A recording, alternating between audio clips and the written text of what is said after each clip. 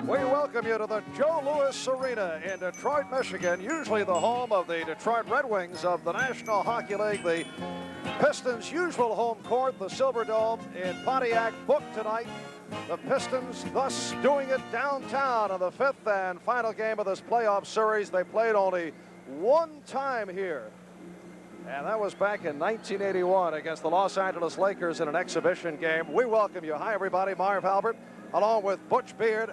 And what will that mean tonight in terms of a factor in the ball game? Of course, the crowd will be on the side of Detroit, but the Pistons themselves have not played on this particular basketball court. Well, Marv, I don't think it's going to make that much difference. It truly is a neutral site, but it is intimate here. The crowd is up on top of the players, up on top of the teams, and that will have an effect until the players make the adjustment mentally as well as physically. Well, Butch, I know as a studious color commentator, you have come out early and checked out the rims. I know many of the Knicks and Piston players were wondering as to the effect of the bounce of the ball on the court and also how the rims will feel. Well, this is the old Cobo Arena right here that they've brought over here to Joe Louis Arena. So it's not that bad. The thing that you have to realize is the fact that the hoop is still the same and it's the same height. So all you do is go out and get accustomed to the background, and I'm pretty sure that the ball clubs have done that.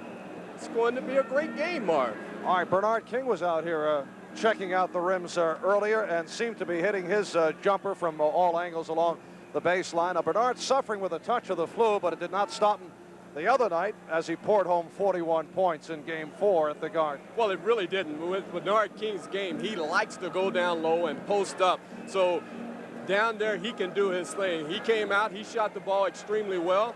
Hey, Ray Tober came out, and he was shooting from 15, 20 feet, and it was going in consistently. So you have to believe that a lot of offense will be tonight. But the feeling is that Mr. Tolbert will be watching this ball game on the bench. The spark for Detroit in the victory at the Garden on Wednesday night, Isiah Thomas, 22 points, 16 assists. Magnificent game. The first two games in this series, Isiah Thomas really wasn't a factor. He became a factor in the third game, especially when he scored the 29 points in the second half. And he was truly a great player when he came out, ran the offense, and did his thing, passing off. The Detroit second unit, though, was a major factor. They call them the A-team here in Detroit, Michigan, and they severely outplayed the Knicks second unit, and that helped turn the game around, particularly late third, early fourth quarter. It really did, Marv. Now, the A-team is actually an offensive group. Chuck Daly has players on that group that can really put the ball in the hoop. Benny Johnson, you have Earl Curitan, who has done a tremendous job, and Cliff Levingston, who makes a living against the New York Knicks. Whereas Hubie Brown, with the second unit, he depends upon his ball club to play the good defense and turn the game around that way. Tonight, I truly believe that the two coaches may not substitute the way they have during the regular season, because whoever wins goes on and plays Boston.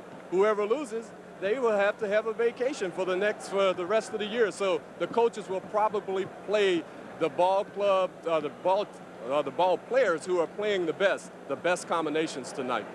All right, so the season is indeed on the line as the Knicks face the Pistons in this fifth and final game. We'll be back with the starting lineups right after these words.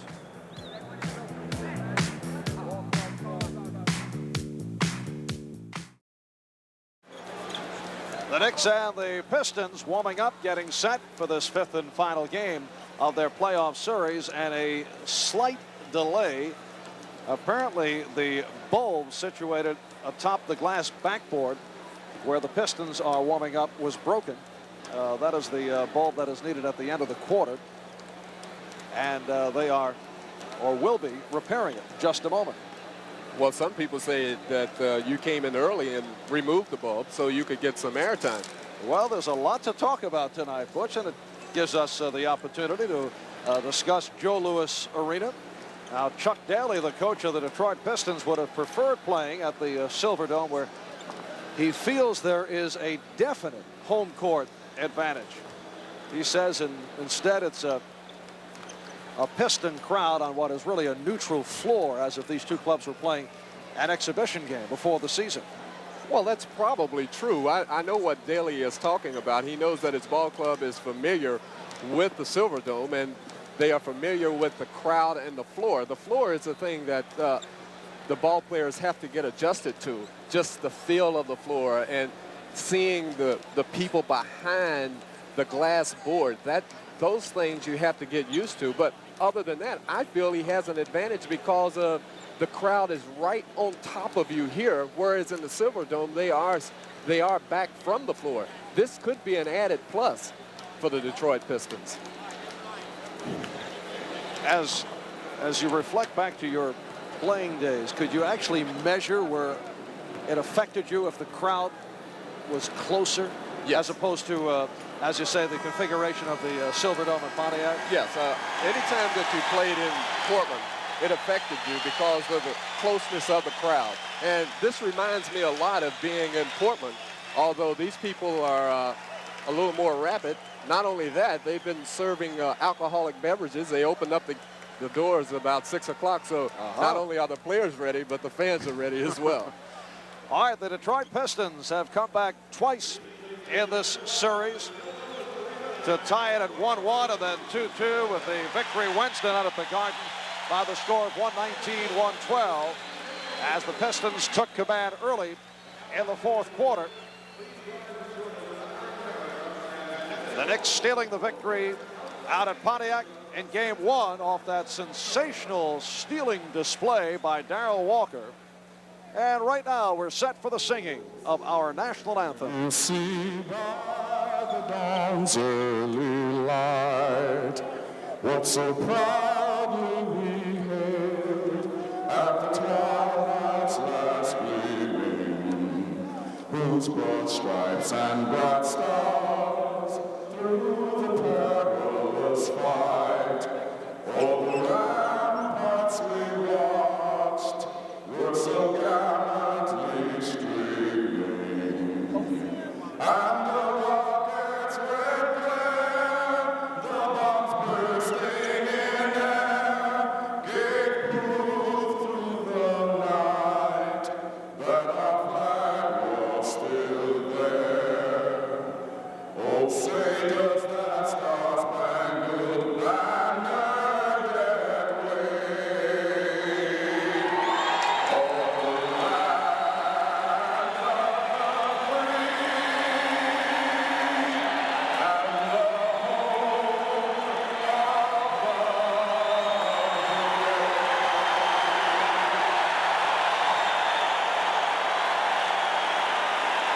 Our national anthem is sung by Dennis Rowland from the Count Basie Band. In fact, Dennis telling us before the game that he was singing it in the memory of the late Count. And we're set for the introduction of our starting lineups. And this place has been rocking right from the start of the warm-ups. Let's go to the public address.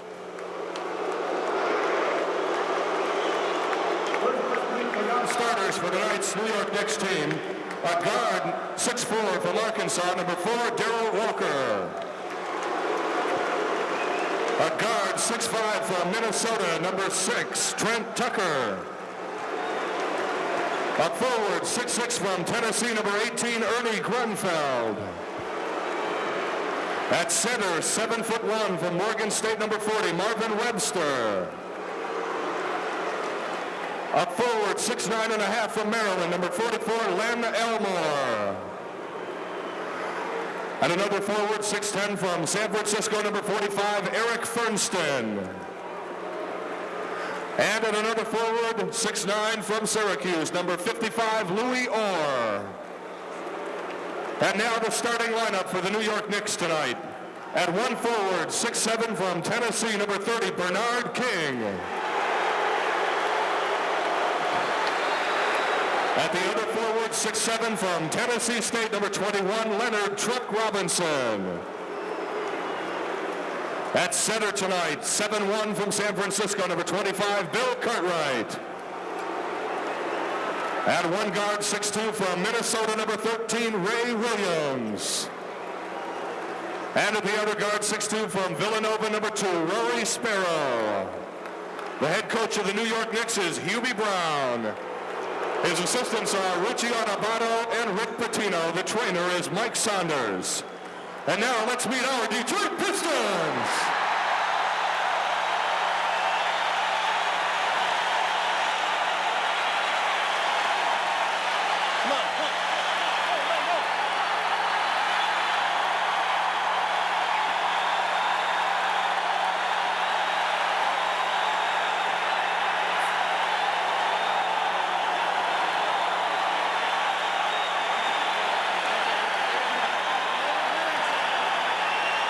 And now, ladies and gentlemen, first tonight, let's meet the A-team. A guard, 6'3", from Arizona State, number 9, Lionel Hollins. A guard, 6'2", from Baylor, number 15, Vinnie Johnson. A forward, 6'7", from Bradley, number 22, David Thirdkill. A center, 6'9", from the University of Detroit, number 23, Earl Cureton. A forward, 6'9", from Indiana, number 24, Ray Tolbert. And a forward, 6'7", from the University of Detroit, number 41, Terry Taylor. And another forward, 6'8", from Wichita State, number 53, Cliff Livingston. And now let's meet the starting lineup for our Detroit Pistons. At forward, 6'6", from Notre Dame, number 7, Kelly Tripucka. At the other forward, 6'10", from Indiana, number 54, Kent Benson. In the middle, 6'11", from Notre Dame, number 40, Bill Laimbeer. At one guard, 6'5", from the University of Detroit, number 25, John Long. And at the other guard, 6'1", from Indiana, number 11, Isiah Thomas. The head coach of the Pistons is Chuck Daly. The assistant is Rick Harder, and the trainer is Mike Abdenauer. Extensive pregame introduction. The officials Here at the Joe Louis Arena now, the introduction of the officials, Darryl Garretson and Earl Strom working the game. Ed Middleton is the alternate. Earl Strom, you may recall, the man who tossed Hubie Brown back in game 1 in Pontiac. Hubie disputing a traveling violation, and he and Earl went at each other. It's really strange to see what is happening because the ball club, Detroit, got a great ovation, and the longer the players stayed there, as we see the starting lineups, the longer they stayed there, the tighter they got. So it's going to take the Detroit Pistons maybe a little longer to loosen up than the Knicks. Bill Cartwright, Bill Laimbeer getting set. And the Pistons control. John Long and Isiah Thomas in the backcourt. Thomas putting the move on Sparrow. Laimbeer recovers. Isiah Thomas with the penetration, getting the ball over to Laimbeer for 2 points. That's what the Knicks do not want. Isiah penetrating as Ray Williams is fouled by John Long, driving to the hoop. So the Knicks will throw it in. Bernard King will inbound. Ray Williams from deep. Ray shooting only 29% during the course of the playoffs and missing on his first attempt. Benson. Rebound King. Sparrow sweeping by Thomas and lost it.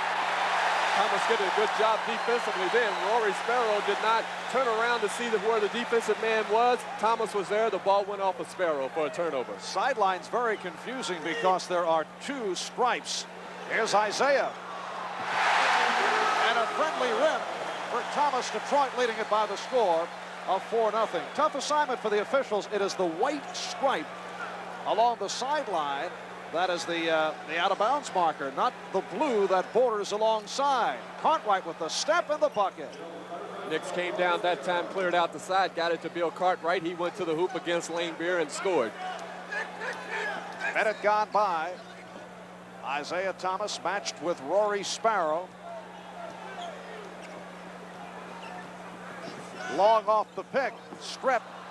Knicks on a fast break. 3-on-1. Thomas back. Sparrow stopped. What a play by Isiah Thomas.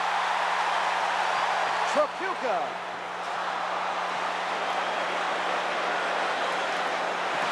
Ray Williams fortunate for a moment and then coughed it up.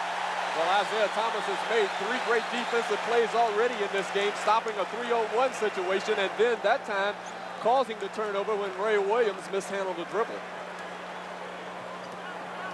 Pistons lead it 4-2.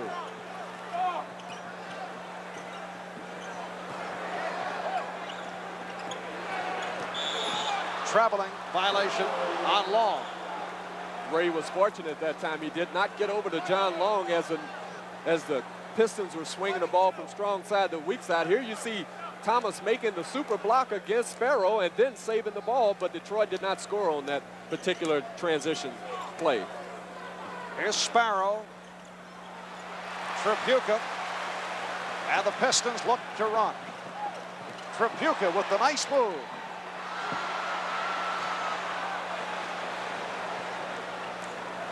By King in the face of Laimbeer, and a foul on Laimbeer. It's a block. Well, that's a tough call right there because Bill Laimbeer did a good job of anticipating the way Bernard King was going to go. Bernard went to his right. Laimbeer was standing there, as you see it right here. Bernard on his way to the hoop. Laimbeer, he was still moving, I think. We cannot see his feet as Darryl Garrison calls a block. Bernard King goes to the free throw line.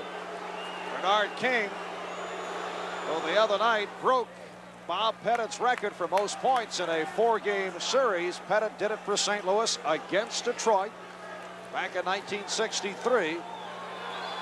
King with 41, 46, 46, and 36-point games. And we're tied at 4. Laimbeer. Now that is something that Detroit has done since the second game, breaking the pressure defense of the Knicks, that time getting it to Bill Laimbeer for the 15-footer. Pistons lead it 6-4, 2.5 in. Here's King. Yes. Well, Bernard finding a friendly rim wherever he plays. Well, it's a mismatch right now with King going against Benson, as King just came up with the rebound. Thomas knocked the ball away, though. The Knicks still retain the ball. The one fellow who did provide some difficulty for King, I thought, back at the Garden Wednesday, although Bernard got his points, Earl Cureton kept King deeper than usual along the baseline. Off muscle play. Meanwhile, Ray Williams off to a ragged start. Real bad start. That time he was trying to make the pass and ended up walking. Tripucka giving the Pistons an 8-6 lead. Again, off of a good pass by Isiah Thomas, who sees the floor better than anybody in the game today. Earl Strom on the pushing call. Kent Benson collects his first non-shooting foul. And Marv, you see Hubie Brown coaching on the side. He's talking to the A-team about something that the first team isn't doing right now, and that's good coaching, and that will keep the other players in the game. Ray Williams on the penetration. Rebound Laimbeer. Here's Long. And he was hacked. Although the score is 8-6 at this stage with Long going to the free throw line, Detroit has been able to get into their transition game more as Thomas gets the pass over to John Long. Now he's on his way to the hoop. He beat King to the baseline. That's a no-no as Robinson comes over and fouls Long as he put the shot up. But Detroit has been able to get into their transition game. That's what they would like. They do not want to get into half-court offense. John Long, 88% foul shooter, second in the NBA to Larry Bird. In his 6th season out of the University of Detroit, he had a poor one at the Garden, 6 for 15, popping away and not hitting the other night, but others did. But that was the best game he's had in the series scoring-wise. Pistons by 4. Nice pass from Williams. King on the spin, and a loose ball foul on the Knicks. So Robinson going over the back of Laimbeer then, as Bernard King got the good position, but he just could not score with the shot. Early departure for Truck Robinson, who came out hot at the Garden the other night, particularly aggressively off the board. Benson wide open. 12-6.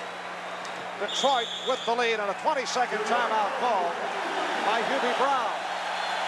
Well, Hubie is upset with this ball club, especially getting back defensively. They're not getting back. That time they were burned simply because they did not get back. Detroit scored an easy basket. They must get back, see the court, and also try to stop Isiah Thomas. As you see the pass right there from Kelly Tripucka to Kent Benson, who had beaten Louis Orr to the hoop. So Hubie called the 22nd. He's trying to get his ball club to get some composure and go with the game plan. You mentioned right at the start that you can see both coaches straying away from their usual formulas because guys have patterns, and I think we'll see that particularly with Hubie Brown tonight. Truck Robinson, who has been invisible during the course of the playoffs, getting the early hook. Nice move by Ray Williams. Yes, and it counts. And Louis Orr came on after Truck picked up his second. And I could see the same for Ray Williams if things don't turn around because Trent Tucker has gone very well. Yes, you see Ray going to the hoop that time, getting fouled by Kent Benson. They could have very easily called a foul on John Long because he was riding Ray on the hip with his hand then, as pressure defense is applied by the first unit. Pistons lead it 12-9. Benson getting back. Nice move. That time, Ray Williams tried to gamble and knock the ball away from Isiah Thomas. He's much too good with the ball. He made the long pass to Benson for the dunk. And this crowd urging the Pistons on. 14-9 the score. They triple up on King and took him out of position.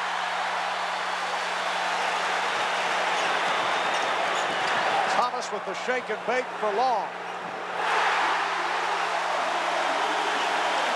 Or as I said at the top of the show, that the Knicks would have to try to stop Isiah Thomas. They haven't done it here early on, as Hubie Brown just calls a conventional timeout.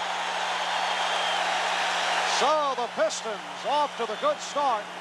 7:35 left. First quarter, it's Detroit up by the score of 16-9.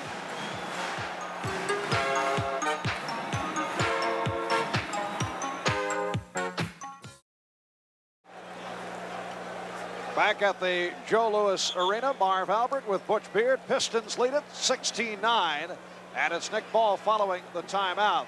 Cartwright way off. Benson off the boards.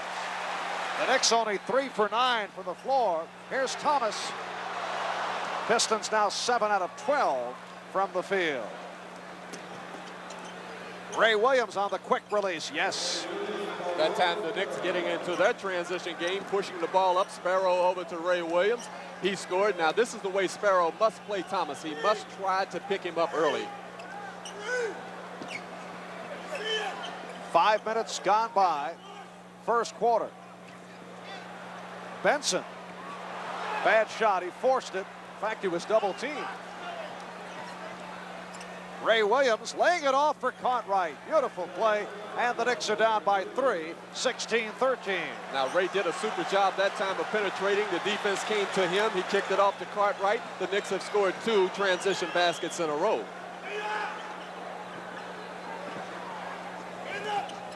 Orr getting a piece of it, down to 6 on the shot clock. Here's Long, met by Cartwright. And the blocking foul for Cartwright, that's his first.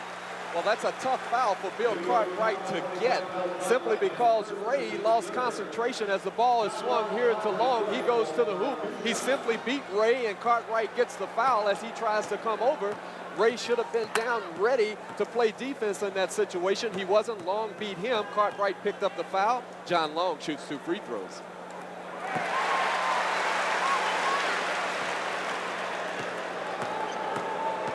So the Pistons lead it 17-13. The winner here tonight will go on to face the Boston Celtics, opening that series a best-of-7 in Boston on Sunday afternoon. 6.5 remaining, first quarter. And the Knicks down by 5. Williams. Benson Johnson looking for Tripucka. It's a turnover for the Detroit Pistons, but what the Pistons have done, they have put Kelly Tripucka on Ray Williams. That time Kelly released. Ray lost sight of where Kelly was. The Knicks were fortunate that Detroit did not score then. So the other matchup is Long against King. Chuck Daly continues to shuffle on that matchup. Well, he's given Bernard already 3 different looks here in the first quarter, although Kelly Tripucka hasn't guarded Bernard King. John Long just picked up the foul. The Pistons are over the limit. Bernard King will shoot 2 free throws. As you see, King getting the position. John Long using his body. He was called for the foul. Cliff Livingston comes in for Benson. Johnson comes in for Long. So maybe Bernard King now will see Cliff Livingston on the defensive end. And both Livingston and Johnson had splendid games at the Garden on Wednesday. Vinnie Johnson playing with a bruised right heel. In fact, was slowed in practice by the heel yesterday, but he had a game against the Knicks the other night. 5 for 11, 15 points, doing it back in his hometown. And Cliff Livingston, the quick leaper, providing all kinds of problems, game in, game out, right through the regular season and on to the playoffs. Knicks down by 3, 18-15. Little volleyball effect as Sparrow goes flying. 3 on the shot clock. 2, 1.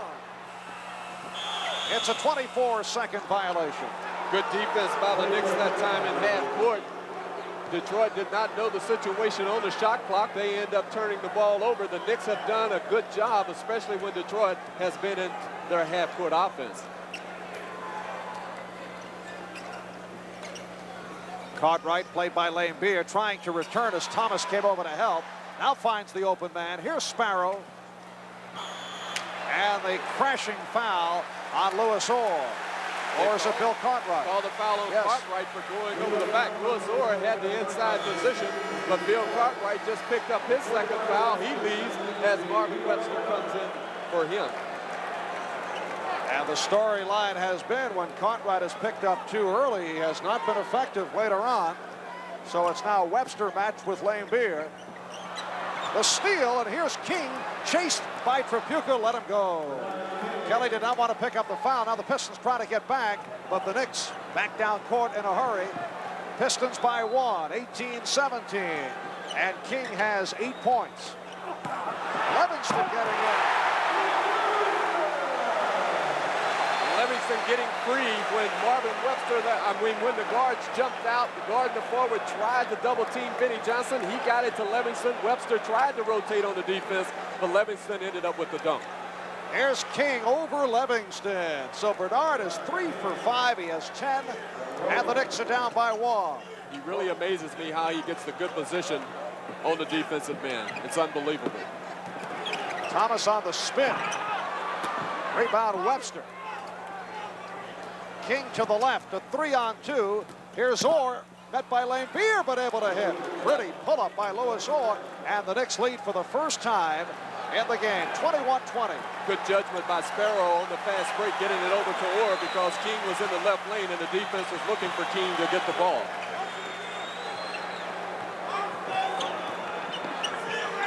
Vinnie Johnson.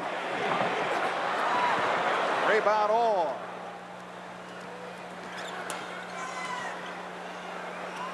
Yes, Bernard King has 12, and the Knicks by 3, 23-20. Just under 4 remaining, first quarter. Tripucka in a crowd. Oh, what a move, and a foul. Kelly Tripucka getting the basket. He's fortunate that they did not call the walk on him as he was double teamed. Here you see Thomas getting the ball down inside to Tripucka. Now watch the double team. Watch him. He changes his pivot feet right there before he put the ball on the floor, but he gets a break and getting fouled. Good concentration. Kelly Tripucka has a chance for a three-point play. So Kelly Tripucka, who came up with that big steal down the stretch to ice it for the Pistons in Game 4. He had a 40-point game back in Game 3. Averaged only 15 a game against the Knicks during the regular season, but he played hurt in a couple. We're tied at 23. King operating on Livingston. Tripucka getting it out for Johnson. And a reach in on Sparrow. So that'll put the Pistons on the line. Both the Knicks and Pistons over the foul limit. Vinnie Johnson will shoot a pair. That time, Vinnie Johnson getting down the floor, and he presents a different problem than Isiah Thomas. Thomas will beat you with his quickness. Vinnie Johnson just backed Sparrow up then, shot the little turnaround, went up for the turnaround jumper. Sparrow stripped him of the ball, but was called for the foul. Here's Darrell Walker, a rookie from Arkansas, replacing Rory Sparrow. Did a good job, particularly as you mentioned when he was picking up Thomas in the backcourt, and it changed the complexion. Yes, it did. And Marv, it's up to Darrell Walker to not to try to gamble defensively against Thomas, or he will break the Knicks defense down all night. Ray Williams. So Ray has had the hot hand. He's 3 for 6. He has 7 points, and we're tied at 25. After having a couple of turnovers early on in the game, Ray Williams has settled down and playing now. He's playing good basketball. 3 minutes left. First quarter. Laimbeer. Rebound Orr. So Lewis going to the boards, and he'll surprise you. And Hubie Brown just said, walk it up. Now he wants the Knicks to get into their half-court game, and he's trying to control the game that way. King rejected by Livingston. Nice play. He was beaten and able to recover. Timeout called by Detroit. 2 minutes, 47 seconds remaining in this first quarter at the Joe Louis Arena in Detroit, and we're tied at 25. Capacity crowd, 22,000 here at the Joe Louis Arena. The Pistons playing on the same floor tonight that the Detroit Spirits use at Cobo Arena during the Continental Basketball Association. And you see that red spot at the center court that was painted over. Off the steal, Thomas getting it down. Vinnie Johnson. The arena personnel had to use red paint to blot out the logo of the Detroit Spirits of the CBA. Another steal. Thomas around Williams. And he had Johnson with him, but took it by himself. Williams. Darrell Walker over Cliff Livingston, and King missed the stop. Look out. Bernard all right. I'm trying to figure out what Isiah Thomas was doing on that layup then. It looked like he had a clear shot to the hoop, and he put up a left-handed off-balance layup. Ray Williams off the crossover. Now Laimbeer on the rebound. Vinnie Johnson. Tripucka steals it from Orr.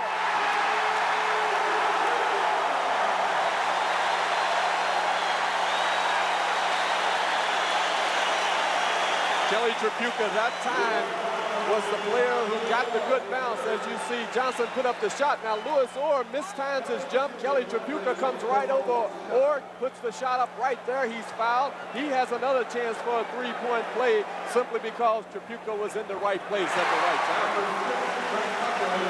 8 points for Tripucka, and the Pistons open a 5-point lead. Trent Tucker has come on for the first time. A kneeing foul, says Earl Strom. Against Cliff Livingston, as he was trying to prevent Bernard King from posting down low. King will go to the free throw line. It's been a lot of points scored here in the first quarter. That has to favor the Detroit Pistons. So the Knicks must continue to try to slow the tempo down as much as possible. You just saw Earl Curidan come on for the first time. He had a solid effort against the Knicks at the Garden on Wednesday. Knicks down by 4, minute and 42 left in this first quarter. Bernard King now 4 field goals and 5 for 5 from the line. 14 for King, and the Knicks trail 30-27. Some pressure with Walker and Tucker now at the guards. King, Webster, and Orr up front.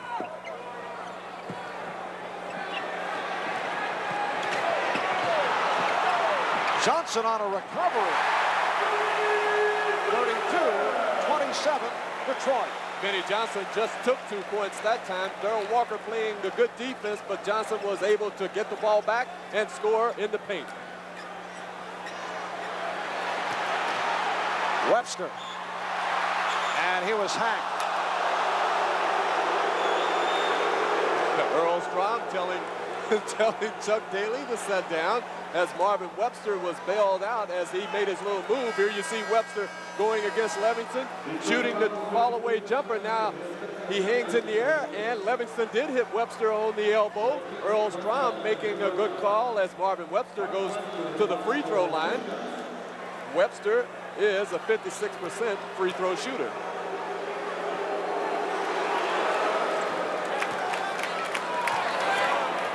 Knicks trailing 32-28. And first appearance in the playoffs for Ray Tolbert, 6'9", 225 pounds, third season out of Indiana, replacing Livingston, who just picked up his second, and Webster hits on both. So Ray Tolbert, formerly of the Nets and Seattle, was a first-round draft pick of the Nets, getting some action. Thomas for Curative. Isiah Thomas using his dribbling ability that time to break down the full court pressure, getting the ball to Curitan for the stop. And you can see the respect for Trent Tucker, who was 5 for 8 from the floor Wednesday night. Johnson giving him nothing. Offensive foul. Louis Orr fighting Tolbert for the position. Tolbert had Louis Orr around the waist, but Louis threw an elbow. That is the call that Earl Strom made, so it was an offensive foul against Louis Orr. Pistons by 5, 35 seconds left, first quarter.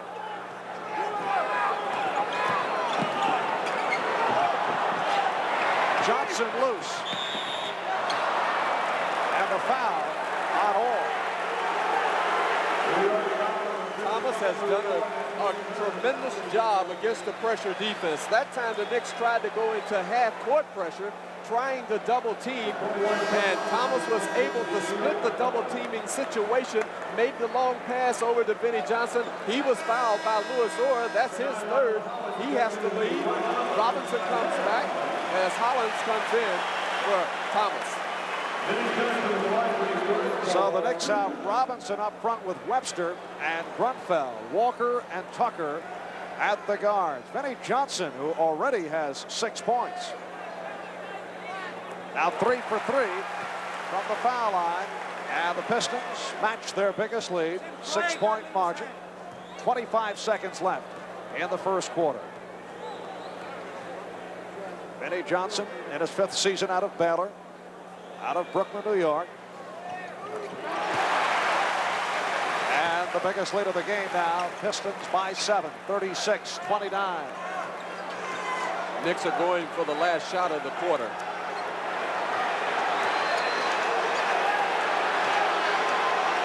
Ten seconds. Walker watched by Hollins. Gilby Brown stamping his foot, saying, make the play. Tucker does. Trent Tucker able to hit. Trent Tucker from deep in the corner. So that's the end of the first quarter. That was a 2-point field goal. The Knicks trailing 36-31.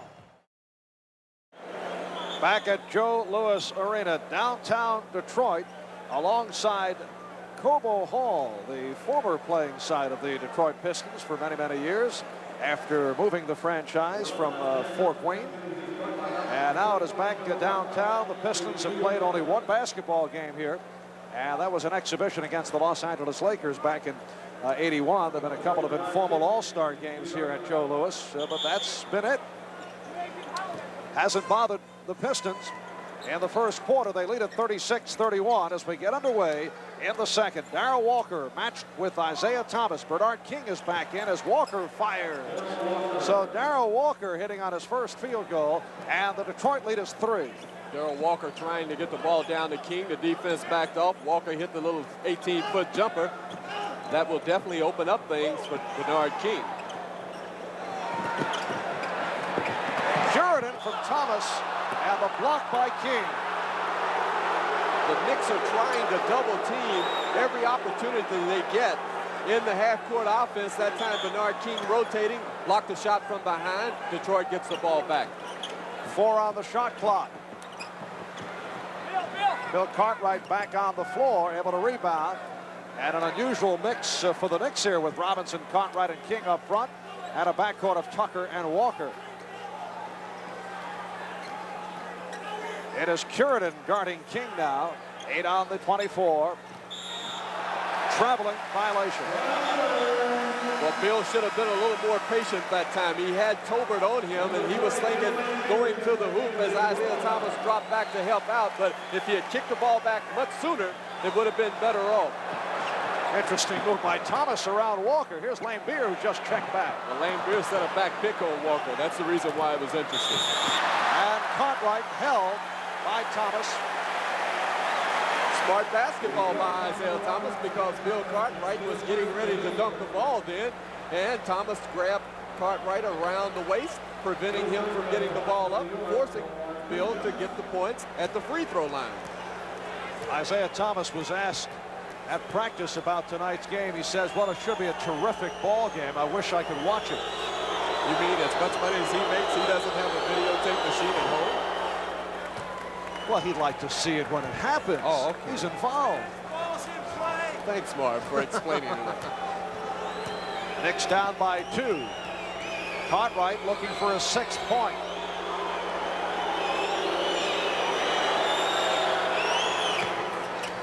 (36-35), a 1-point Piston lead. So the Knicks have opened up with 4 straight points in the second quarter.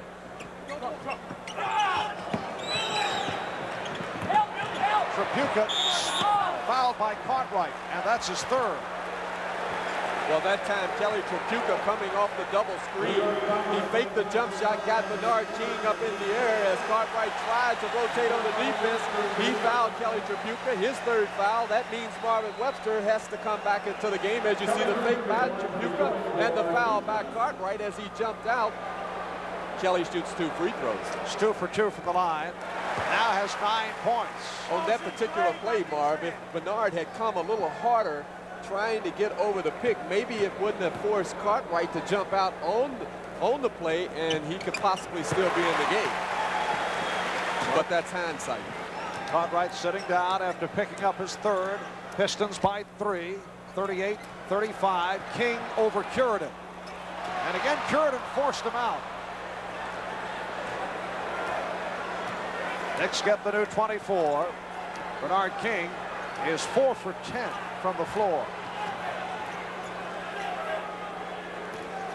Robinson. Rebound Webster. Nice play by Marvin Webster. For the first time, the New York Knicks took advantage of the matchup as Isiah Thomas ends up with the turnover. What the Knicks did that time, they took advantage of the matchup with Tripucka guarding Robinson, and the Knicks ended up with the score. Pressure defense by Walker, causing the travel by Thomas. Again, it's Curidan. Matched defensively on King. One-on-one move by Bernard. And that time, no question. Well, Bernard just told everybody to clear out the left side. He put the ball between his legs and hit the little baseline jumper. Knicks by 1, 39-38, and King has 16. John Long, who just checked back, being guarded by Trent Tucker. Here's Long. Rebound Walker.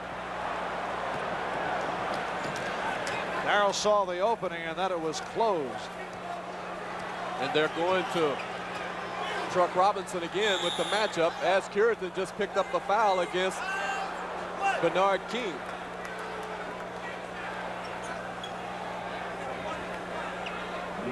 So Earl Curidan picking up his 1st. And for the Pistons, their 2nd team foul. 2.5 gone by, second quarter. Marv Albert with Butch Beard from Joe Louis Arena in Detroit. Pistons have led by as many as 7. Thomas on the steal. And that time Walker with the push preventing the layup. Well, that time Isiah Thomas did a super job of jumping into the passing lane, anticipating the pass to come back to Walker. But if the Knicks are going to try to post up Truck Robinson against Kelly Tripucka, here you see Isiah making the defensive play. Now, he made the defensive play with the left hand, so therefore he would not create contact. There you see the foul by Walker as Isiah Thomas will go to the line. On Isiah, 73% free throw shooter. That's his third point. But what I want to get back to, Marv, if they want to post up a player and clear out the side, the Knicks guards must get a better passing angle. They are not getting good passing angles at all. Tied at 39.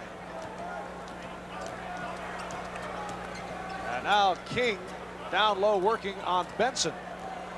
They double up on Tucker. Not giving Trent any room. Here's Webster. Yes.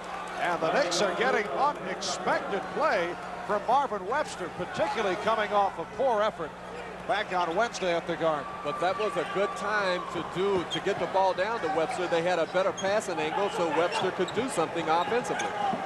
Here's Tripucka, and we're tied at 41. Kelly Tripucka has had an excellent series, and he just popped out that time, received the ball 15 feet from the hoop, hit the jumper. Kelly has 12 points. 8.5 left, first half. Fifth and final game between the Knicks and the Pistons. Tripucka stepping in the passing lane. And King broke it up. Kelly Tripucka playing both ends of the court. That time making the super defensive play, starting the fast break by putting the ball behind his back. The Knicks knock the ball away. Detroit retains it. Laimbeer off the screen.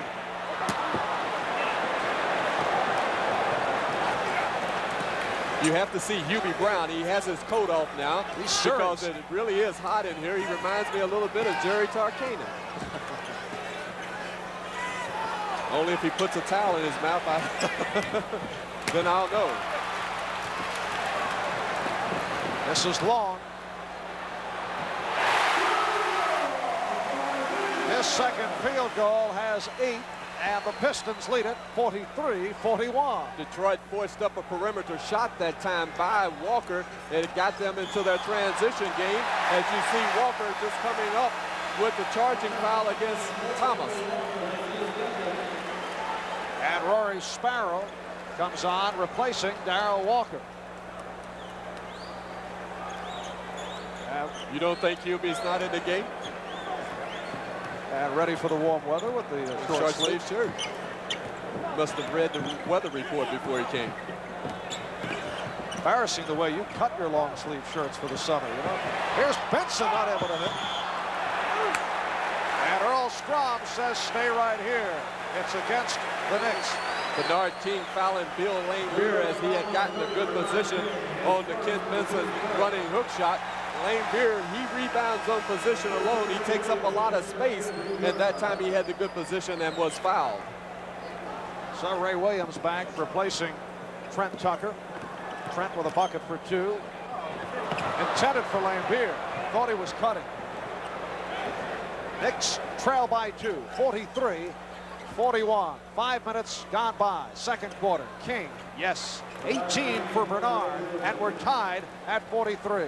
Normally Bernard King gets the ball down low and scored. That time he popped out 15 feet and scored.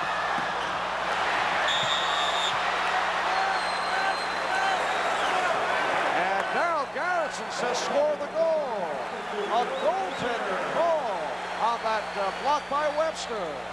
That's an interesting call because here you see Laimbeer going up for the shot. Webster blocked it there. Blocked it again. They called goaltending. I did not see it, but Bill Laimbeer taking up a lot of space on the offensive boards.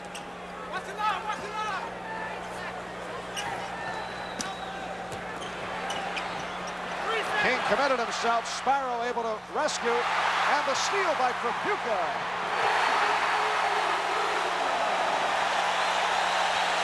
So the Pistons lead it 47-43. And a timeout call by the Knicks. 6:23 remaining, first half. The Pistons by 4. We'll be right back.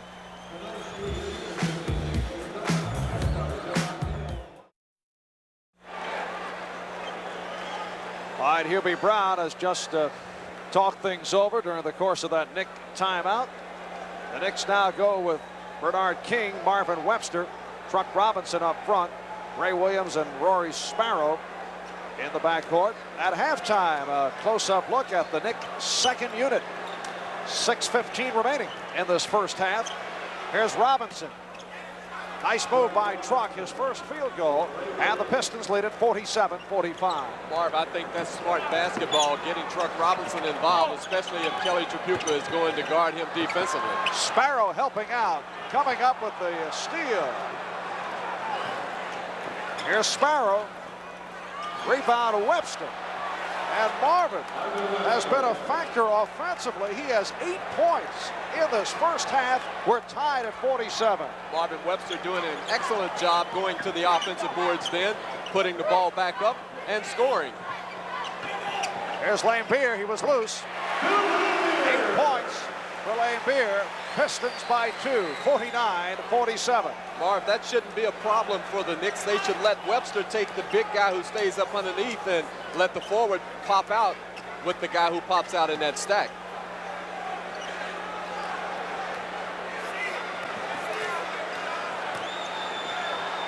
There's Truck going glass, no touch.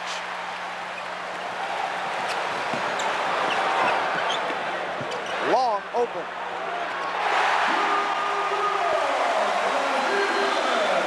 So the Pistons by 4, 51-47. John Long is an excellent shooter, especially when he can get his feet up under him. That time he did, and he scored. Long has 10, and he is a streak shooter. Sparrow for Webster. Boy, Rory Sparrow made a super penetrating move then and kicking the ball off to Webster when Laimbeer came over to help out defensively. So the Pistons by 2, 4:25 left, first half. Tripucka rejected by Webster. Williams with Thomas back. And the foul on Thomas for Isiah, his second. Great defensive basketball by Marvin Webster, blocking Kelly Tripucka's layup attempt, getting the Knicks into their transition game. It looked like Isiah Thomas had made a good defensive play. Here you see Webster coming over, blocking the layup attempt. Good defense by New York, getting them into their transition game as the ball is kicked up here to Ray. Ray goes up. There's the foul, says Daryl Garrison. Somewhere in there. All right, and Ray Williams, by virtue of that call, will shoot a couple. Ray now 1 for 2 from the line. Isiah Thomas sitting down. He has 8 assists and 3 points. 2-point Detroit lead. Vinnie Johnson is back in the backcourt with John Long. Terry Tyler has come on for the first time up front with Laimbeer and Benson. Long looking, couldn't find the shot. This is Tyler on the fake. And he drew the foul. Hubie Brown is trying to get a walk call against Terry Tyler. That time, Bernard King lost concentration on the weak side as Terry made his move from weak side to strong side, received the ball, went up for the shot, and he was fouled by Bernard King as Tyler shoots 2. All right, Tyler 71%. Free throw shooter. King committing his second. Foul situation on the Knicks. Cartwright and Orr each have 3. And 2 apiece on King, Robinson, and Walker. For the Pistons, 2 apiece on Benson, Long, Thomas, and Livingston.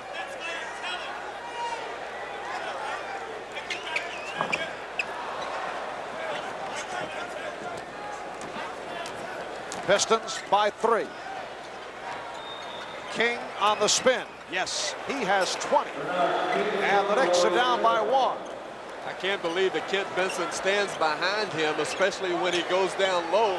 He's much too quick for Kent, and King just showed it, the reason why. 3.5 left, first half. Benson, Sparrow off the boards, has King on the wing, putting the move around. Tyler. Tyler comes away with it.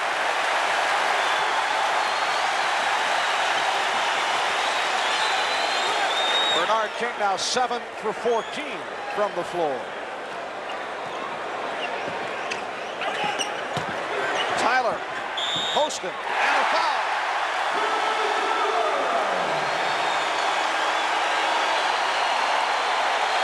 Detroit trying to take advantage of Terry Tyler's inside game. That time Tyler sent a little back pick on Laimbeer. Laimbeer popped out. Then he went down and posted low as he got the good position on King.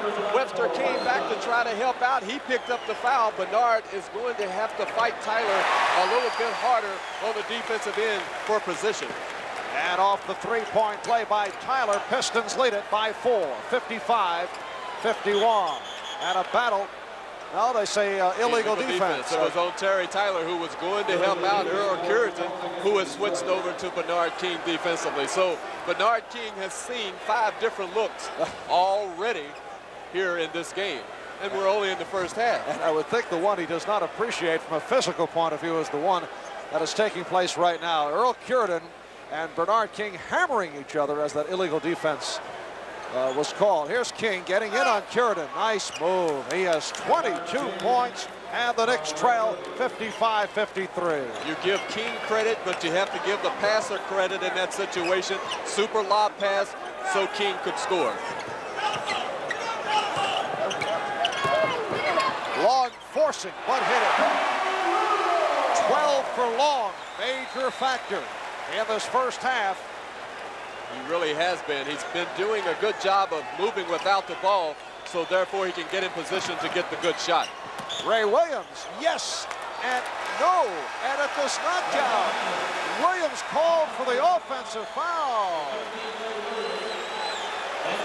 So the ball goes to Detroit.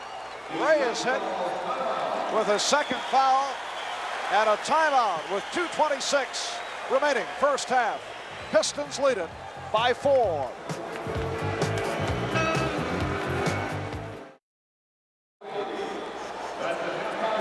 We're going to see Bernard King posting down low against Earl Curitan.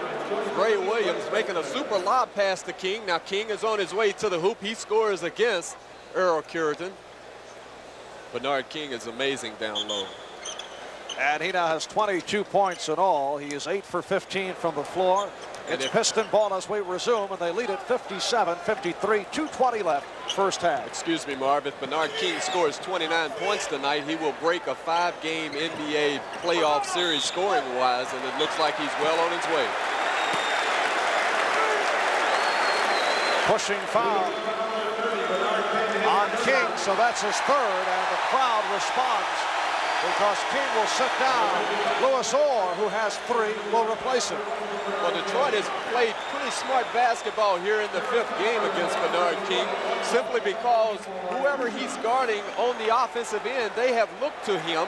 In this case, it has been Terry Tyler the last 3 times down the floor, and Terry has either scored and he has gotten fouled. He missed the first of 2. He will try again. See the way he whipped the ball in anger at Earl Strom? Got to take it out on somebody. Way off.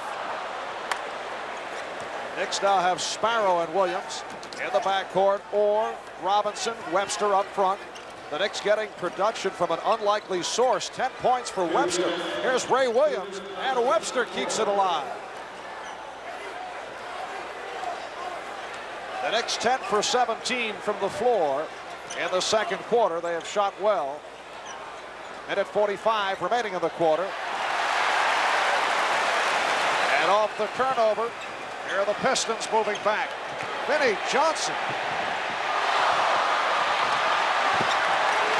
Curitan is fouled.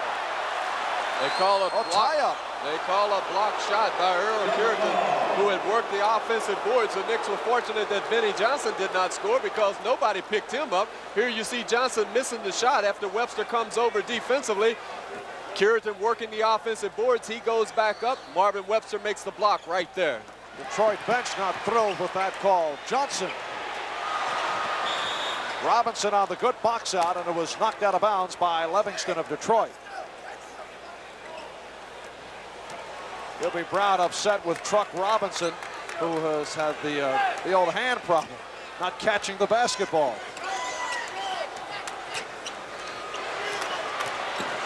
Ray Williams, yes, off the dribble drive. Williams bringing the Knicks within 2, 57-55. That time Ray used good judgment and patience before he put the shot up and scored. Down to a minute left, first half. Here's Tyler. And the foul.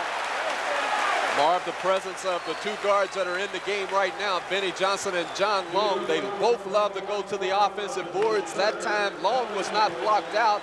Here you see the shot by Tyler. You see Long coming into your picture. Nobody blocked him out. It forces Truck Robinson to go over his back. The Knick guards have to concentrate on the two Piston guards who are in the game right now and block them out. Robinson committing his third. John Long 5 for 5 from the line. He has 13 points. Kelly Tripucka leading Detroit with 14. Bernard King, who picked up his third foul a moment ago, sitting down with 22. And that's a foul that Truck Robinson picks up simply because the Knick guards did not do their job. Robinson was doing his, but the Knick guards did not do theirs. Knicks down by 4, 59-55.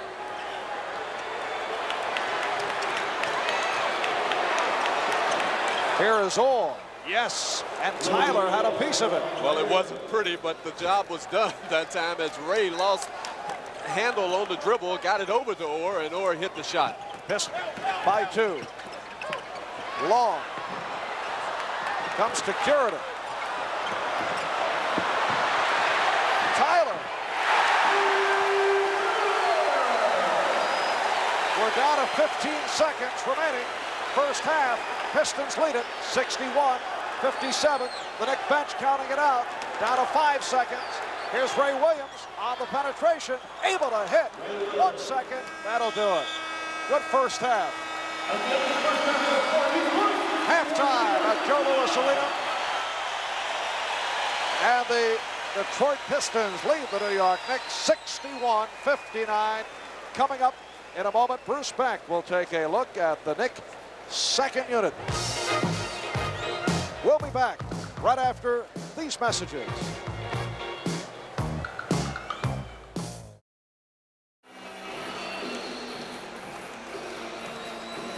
Well, we're getting set for the third quarter here at Joe Louis Arena. The New York Knicks, led by Bernard King, with 22 points on 8 for 15 from the floor and 6 for 6 from the foul line. Ray Williams was 5 for 11. As we mentioned, Marvin Webster 4 for 4. Knicks 51% in the first half, while Detroit with 14 apiece for Tripucka and Long. Kelly Tripucka 5 for 9, and John Long was 4 for 6 from the field, 6 for 6 from the foul line. Detroit shot only 44% in the first half, and the Knicks out-rebounded the Pistons 29-21. Yes, this is true, but the reason why Detroit the reason why they have the lead, and you see the rest of the stats there, and the Knicks with 14 and Detroit with only 6. Detroit was 17 for 21 at the free throw line. So turnovers have really hurt the Knicks in this first half. Third quarter just underway. Isiah Thomas followed across by Rory Sparrow. King playing with the 3. Here's Laimbeer. 63-59. Pistons by 4.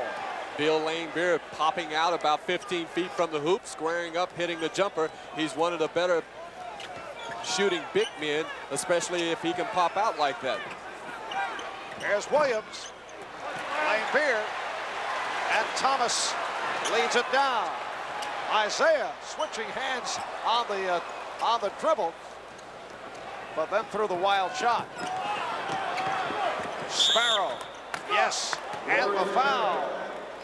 Boy, that time Thomas came back and really made a bad judgment play when he fouled Rory Sparrow when Sparrow took the jumper. Here you see Sparrow now squaring up, shooting the jumper. There you see Thomas hitting him across the hand. Possibility of a 3-point play to bring the Knicks within 1 point. And Rory hitting on his first field goal after missing 3 from the floor. So the Knicks now trail by 1, 63-62. Thomas hasn't been a factor as far as scoring is concerned, but he's done a good job of dishing the ball off, coming up with 9 assists in the first half. Thomas now has 3 fouls, 8 on the shot clock. Long wide open. Rebound Cartwright.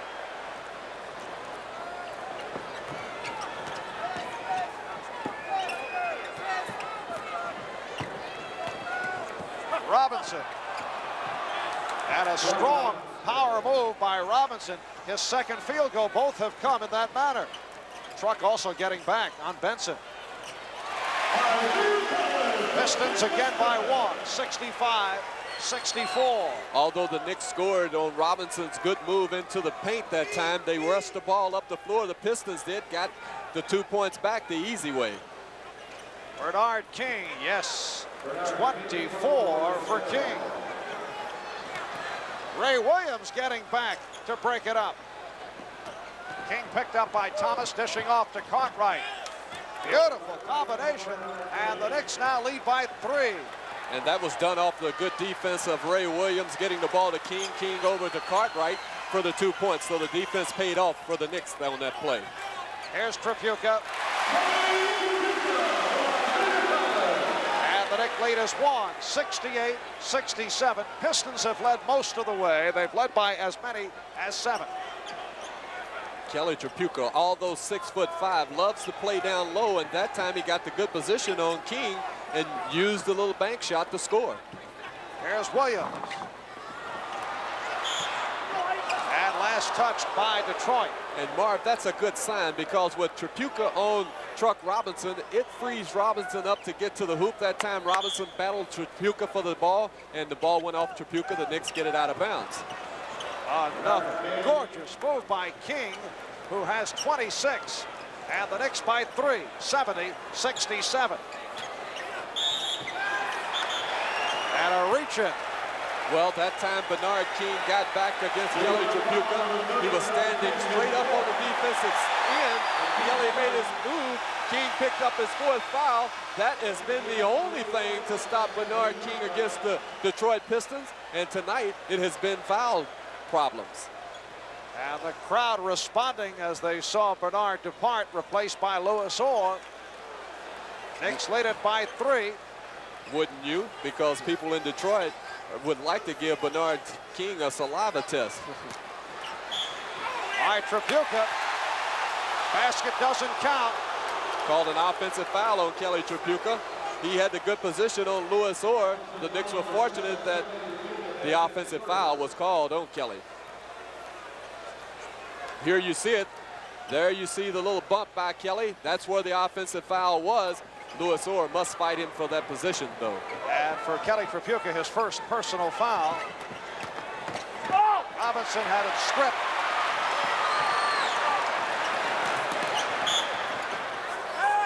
And Thomas bumped on the pass, so it's a non-shooting foul. Ray Williams committing his 3rd. And the Knicks were really lucky that time. Thomas was thinking pass instead of shot. When he heard the whistle, Detroit gets the ball out of bounds. Tripucka looking for the quick pop. Good play by Orr to knock it away. Tripucka felt he was fouled. Here's Orr getting back, and Thomas stepped aside. Did not want to pick up his 4th. Knicks have their biggest lead, and Detroit calls for a 20-second timeout. It's a 20-second timeout. Well, so the Pistons will talk about it. Well, that time Kelly Tripucka should have been getting back defensively when Louis Orr made the block. He was standing around debating the play.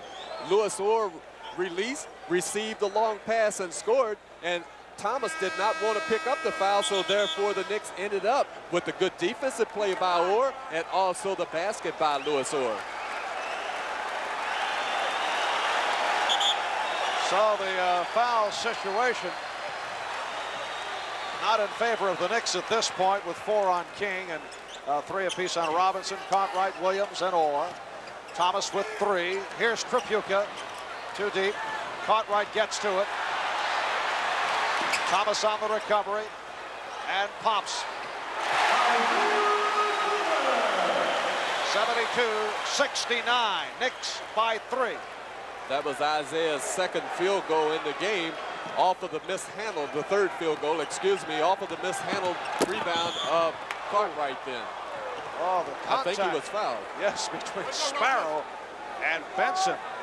And Laimbeer and the board and everybody. Here you see Sparrow on his way to the hoop.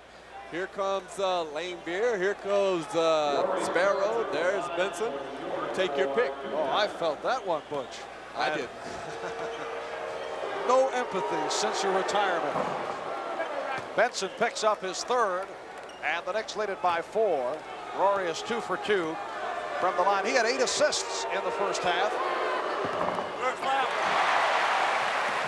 73-69. Knicks with the lead. Thomas all the way. That's where he's so tough, especially when he's coming at you. There wasn't much Sparrow could do that time as Isiah went to his right, and then he arced the ball over the big people for a fast break basket. Nick lead is 2. And a holding foul on Tripucka. Orr was looking to cut down low, looking to go baseline, and was held. Orr did a good job that time. What he was doing, as we see Thomas on the move in the open court, cutting to the hoop, the running hook shot over Cartwright, 2 points. He's only 6 feet tall. Nice pass from Williams. And the Knicks working very well. Cartwright with 10. Knicks lead 75-71. Here is Thomas. Knicks going to the boards aggressively. Lewis Orr putting the move on Thomas. And let's see what the call is. It's on Isiah. That's number 4. And it's the right call. Earl Strom made the right call. It wasn't a popular call here in Detroit. As Detroit just calls a timeout, you're looking at Chuck Daly. He could not believe that call. Just under 7 remaining, third quarter. It's the Knicks 75, Detroit 71.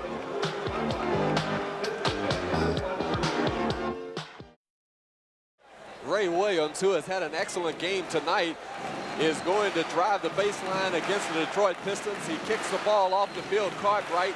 Ray has been trying to take advantage of the matchup with he and Isiah Thomas. Just after that play, Isiah picked up his 4th foul, so he will probably leave the game. And that is a break for the New York Knicks. Now, they must not lose concentration because Vinnie Johnson, who is coming in for Thomas, will present another problem, a different problem that is, on the offensive end for the Knicks guards. Chuck Daly now going with Vinnie Johnson and John Long in the backcourt. And Lewis Orr shooting 2. First appearances on the line. Lewis has 3 field goals, 6 points. Over the first 2 games, he had a shooting difficulty. 1 for 9 over those first 2, but he has bounced back. 5 for 7, game 3. And in a significant role tonight after Bernard King picked up foul number 4. Well, he did a good job even in the first quarter when Truck Robinson picked up 2 quick fouls. So Lewis Orr has played a major part in the 6-point lead for the New York Knicks. And it's the biggest lead of the night for the Knicks. 6:40 left, third quarter. Sparrow watching Johnson. Shot clock down to 9. Livingston back on the floor. Laimbeer. Knicks going to the boards very well in this third quarter. And the guards helping out.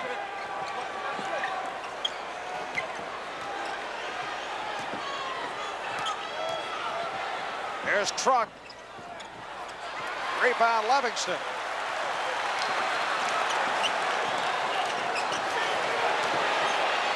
Johnson on a spin. 77-73, the Knicks by 4. The Knicks got back defensively, but Sparrow had to help out one of the big guys, and when Johnson received the ball, Johnson continued to the hoop and scored that time. Sparrow, nice move. And Johnson starts back.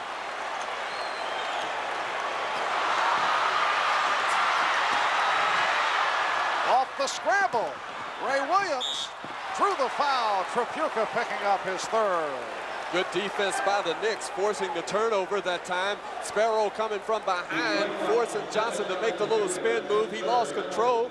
Then it looked like the Knicks were going on the break. Johnson got on the floor. Looked like he had come up with the ball, but Sparrow picked it up.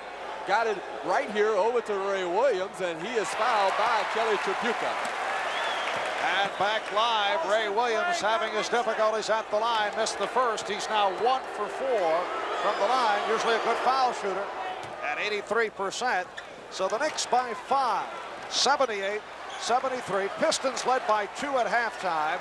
They led by as many as 7 on several occasions in the first half.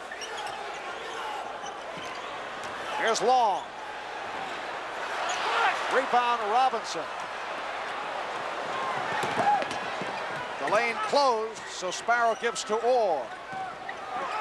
Lewis Orr called for the offensive foul. It's a charge, and that's number 4 on Orr. Well, Orr would have been better off backing it up and the Knicks running a play. Here you see him starting to go to the hoop, and Laimbeer jumps out, gets the good position, gets the charging foul on Lewis Orr. Good defense by the Detroit Pistons. Laimbeer. Look out. Ray Williams just threw Cliff Levingston to the floor. He helped him up. Truck Robinson picked up the foul as he was rotating that time on the defense. Bill Laimbeer will go to the free throw line. He's an 86% free throw shooter. One of the best shooting big men in the game today. Truck Robinson collecting number 4. So 4 apiece on Robinson, King, and Orr. 3 apiece on Williams, Cartwright. And that's it. The Detroit foul situation. Isiah Thomas sitting down. He has 4, as you see Marvin Webster. And he is coming on to replace Truck Robinson. So one of the few times this season that we see the combination of the Twin Towers, Cartwright and Webster, a combination that Hubie Brown does not like to use. Well, he doesn't like to use it, but right now he's letting everything go. He is playing the people that are playing the best basketball tonight, so therefore you just take out everything that you do during the total season and go with what you have. Knicks by 3. Cartwright over Laimbeer. Yes. Tough shot by Bill Cartwright. The angle on that pass is tough, but Cartwright was able to convert with the turnaround jumper. 12 for Cartwright. Knicks by 5, 80-75. Bad pass. Sparrow dribbling through the pack and beating Laimbeer, but missing. And a foul. It's called on Orr. Lewis Orr was pleading. He said he didn't touch him. As he picked up his 5th foul, Ernie Grunfeld comes in for him. Lewis Orr leaves. Knicks missing a golden opportunity right here as Rory Sparrow had to double clutch to get the ball up. Laimbeer again making a good defensive play, and the foul was called on Orr. So Grunfeld has replaced Orr. Tripucka hitting on the foul by Grunfeld.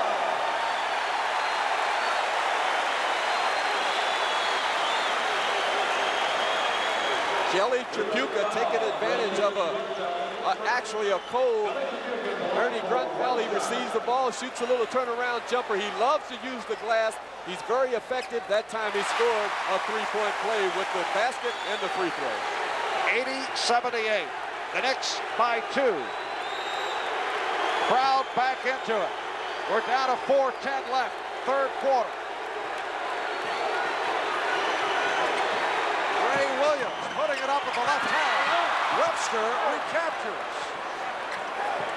Good job by Marvin Webster as the Knicks are now trying to play 2-man basketball, trying to clear the side out for Bill Cartwright and the guard. And forced to do it without Bernard King sitting down with the 4. Now the Pistons on a 3-on-2. Long for Tripucka. And he just charged. Ernie Grunfeld sacrificing his body, because that time the Pistons had a 3-on-1 advantage. John Long got up in the air and made the pass. Ernie standing there defensively picking up the charging foul. Here you see the penetration by Long. There you see the pass. Long would have been better off shooting in that situation. Instead, he picks up the charge. Third foul for Long. And Earl Strom calling a foul on Detroit. It has been a whistle-happy third quarter. Laimbeer picking it up. His second. The Pistons are over the limit, as are the Knicks. So Cartwright, who is 2 for 2 from the line, will shoot a couple. Well, the third quarter, if both ball clubs continue to go down inside and pick up fouls, will end up being a free throw shooting contest. So free throws at this stage will become very important later on down the line. 13 for Cartwright. 7 of the 13 here in the third.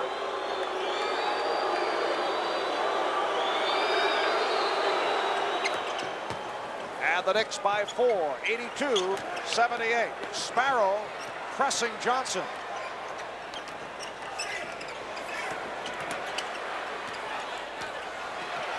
Tripucka, let's see, they call it the other way. Yes, Offensive they call foul. offensive foul on Kelly Tripucka. Earl Strom called it. Kelly, he does create a lot of contact. That time Earl Strom called it. Kelly can't believe it. Well, Darryl Garrison Was going to call it on Ernie. in the process of calling it on Grunfeld, and Strom said, no, I have better position. Well, down let's low. see. Let's see. Here's Kelly making his move. Ernie is there. It was an offensive foul because Kelly Tripucka jumped into Ernie Grunfeld. Big call and back live. Ernie Grunfeld drilling one and hitting from 20 feet away, left side, 84-78. The Knicks lead it by 6, just under 3 left, third quarter. Here's Johnson over Walker. He forced it. And Webster on the rebound. Williams took a poke in the eye as the Knicks go to the offense. It's now Walker and Williams in the backcourt. Grunfeld up front, Cartwright and Webster on that front line. We're down to 6 on the shot clock. The Knicks will have to force. Ray Williams popping.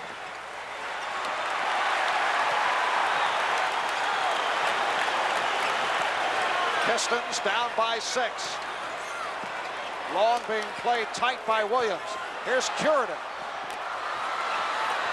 Aggressive move by Cartwright.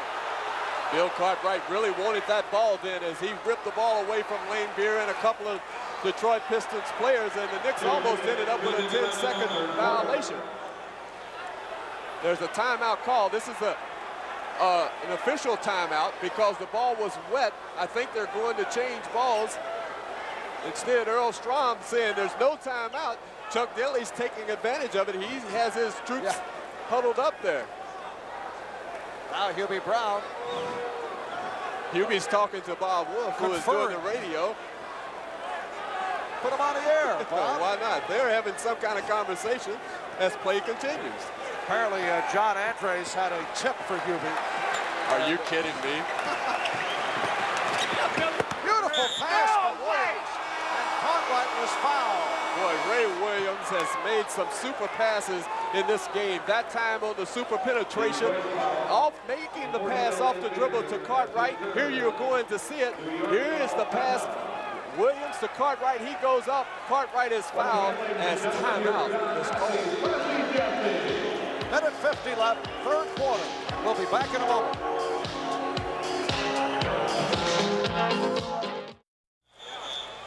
Well, key people in foul difficulty. Bernard King has sat it out most of this third quarter. Isiah Thomas picked up his 4th early in the third, but not that the Knicks would not like to see Bernard on the floor, and he has had a phenomenal series, but as it turns out, the Knicks got everybody into the ball game with Bernard sitting down. Better ball distribution. They're getting efforts from a lot of people here, and it's helped turn things around. It really has, but there is also another plus on with that, simply because you have actually a fresh Bernard King in the 4th quarter, and he is a big gamer, so if they need a shot down the stretch, Bernard will be fresh. And again, things are going right for the Knicks here in the 3rd quarter. But much time left. Minute 50 remaining, third quarter. Cartwright is now 5 for 5 from the line. He has 15 points, and Bill has come up strong. Despite opening up in foul trouble. So the Knicks lead at 85-78. It's their biggest lead. Kent Benson is back in, up front with Curidan and Tyler. Johnson and Long at the guards. Tripucka sitting down after picking up his fourth. Here's Tyler off a double team. 3 on the shot clock. Look out. And Kent Benson just landed on our lap. And I saw it coming. I heard you say, Yeah. look out. I say, look out. And that's the first time you used your head and you moved. I left. Normally you stay around, you know something. Big guys do not know how to stop. And now Hubie's over here talking Hubie, to I'm the all people right. on I'm okay. reporter's row. No problem. Daryl Garrison told me I sacrificed my body. Yeah. And Marv, how come you didn't stop him? Why did you say look out? No. I also Your mother did have a very, raise of food, didn't she? very nicely flavored shirt Yes, of she did. soda. That's okay. Hey, they just messed up my stats. This is terrible, you know? No regard for the people on the sideline. I can't believe it. Hubie rooting for Benson to land in the lap of several New York writers. We're fine. Come on, Butch. Straighten things out here. Thank you, Daryl. Daryl Garrison is trying to get some airtime. Well, play will continue regardless of what happens to play-by-play men and color commentators. Back to the game. Knicks lead at 85-78. A minute 25 remaining in this third quarter. Good effort, incidentally, by Kent Benson, who could not put the brakes on. The steal by Curidan. Curidan made a good defensive play simply because the offensive man in that case could not feel where he was on the defensive end. And Walker reaching in, and a foul call. Let's see, Strom. They call it on Ernie Grunfeld on the weak side. They did not call it on Walker. And Ernie said, who, me? I didn't do anything. So Terry Tyler will go to the free throw line to shoot 2 free throws. Tyler is only 2 out of 5 from the line. Well, this gives you a new perspective on the game, doesn't it, Marv? I'm telling you, those big guys coming at you, now you know what I went through all those years. But notice the anticipation. I was backpedaling as I saw Benson. You sit there like a fool. No, what were you doing? I was holding you there so you could take the charge. 85-79. Knicks by 6. A minute left, third quarter. Trent Tucker. Rebound, Curidan.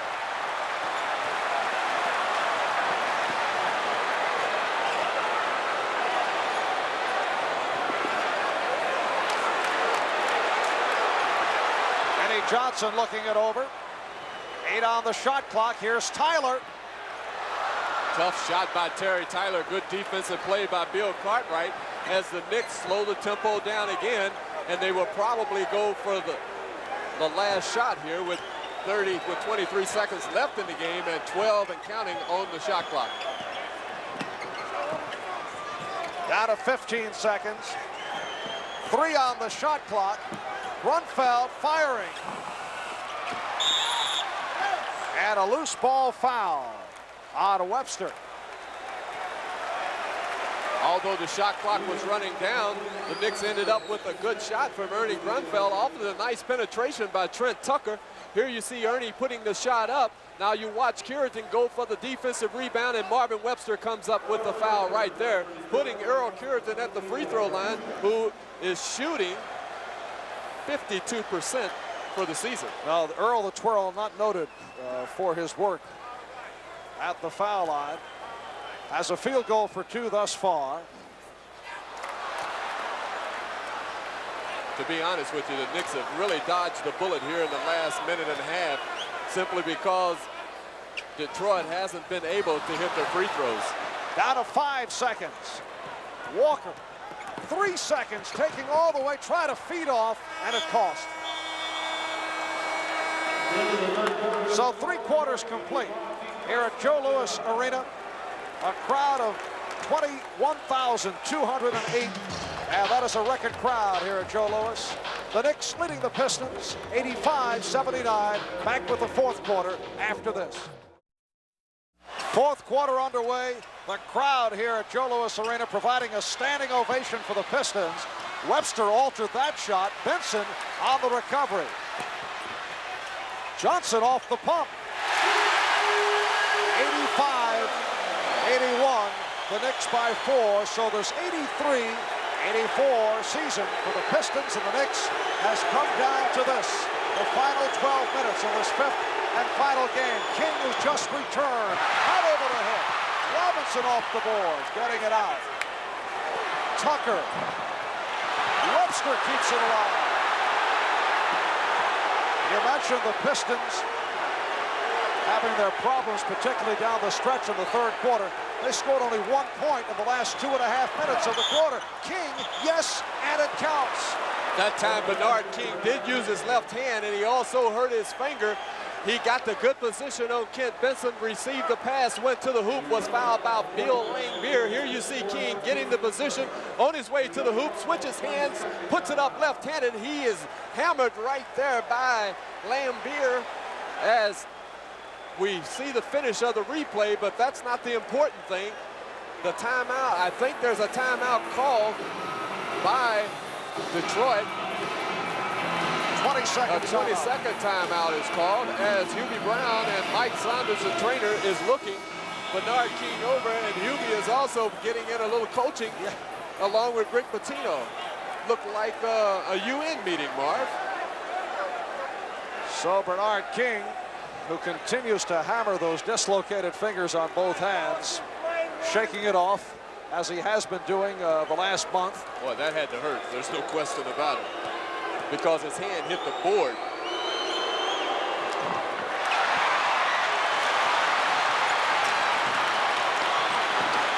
Johnson, change of direction on the shot, and he was fouled. Oh, that's a tough foul on Trent Tucker, because Benny Johnson just made the play that time as he hung in the air.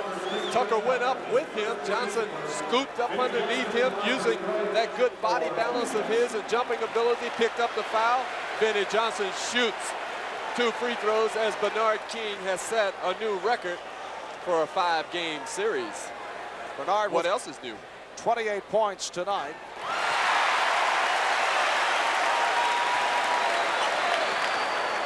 It's been a record-breaking playoff for Bernard King. Series of league records and Knick playoff records.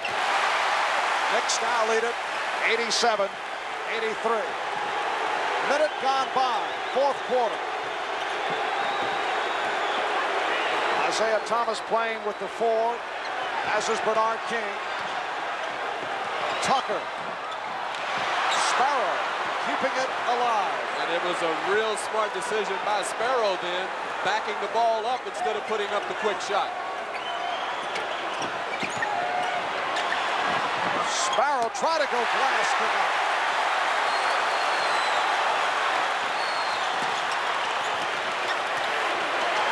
Johnson. Rebound King, and last touch by Benson. Well, Bernard King really did a super job going after that ball. He went up, grabbed the rebound, and actually Hubie Brown thought he was fouled, so did I, as King was trying to get control of the ball. It went off for the Pistons. New York Knicks have it.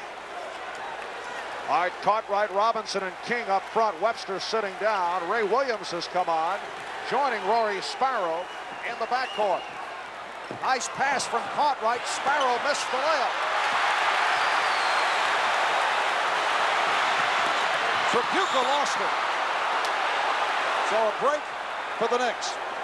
Marv, this reminds me of game 1, where the 2 ball clubs went up and down the floor, and then the Knicks finally scored and they won. And in game 2, the same thing happened, and Detroit scored. So now both ball clubs are beginning to play tight because they know the situation of the game. All right, Cartwright gets the roll. And Bill Cartwright has delivered. Big Shooter's ball game touch. tonight for Cartwright. He now has 17, and the Knicks are leading 89-83.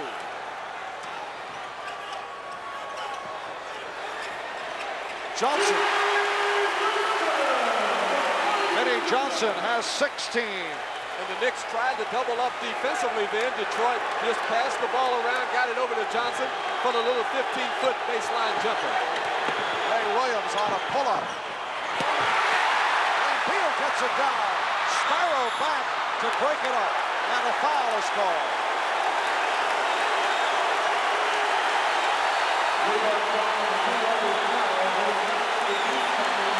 It's a blocking foul. Well, that's a strange call because actually both players have the right to go after the ball. Here you see Sparrow. I don't know where the block is. It could have been out of bounds, if anything, but the foul was called on Rory Sparrow. Back line. Benson. Well, he just did get glass. 3 minutes gone by. Fourth quarter. The Knicks lead it 89-85.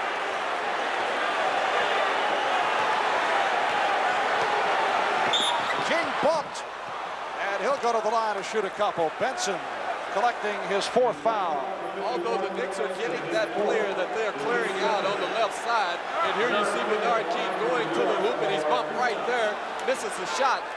They still are not getting a good passing angle on that particular play. I would feel a little bit better if they would, you know, come over and get a better angle for the pass. It's making it tough for the offensive player to get the bounce pass and then make his offensive move. King has missed his last 2 and had trouble after hurting his finger before his previous foul shot. So he's struggling. He's missed 3 in a row. Well, his fingers may be bothering him. There's no question about it. He keeps rubbing them, trying probably to get some filling back into them. Tripucka.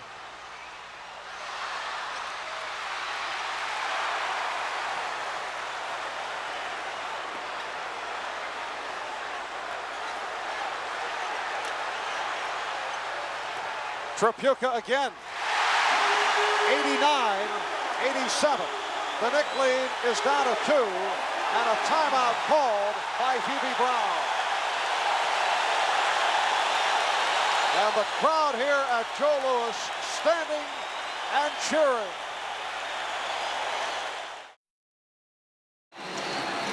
Marv Albert with Butch Beard. 8:14 remaining, 4th quarter.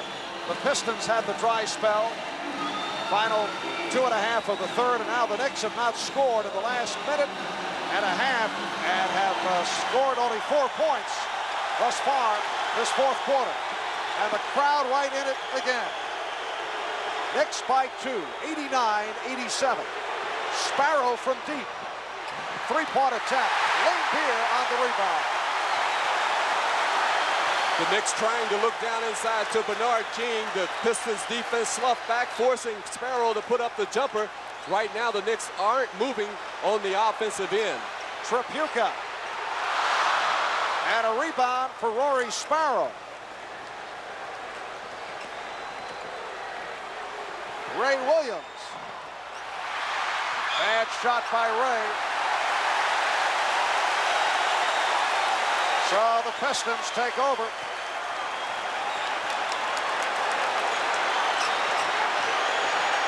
Here's Thomas and the foul.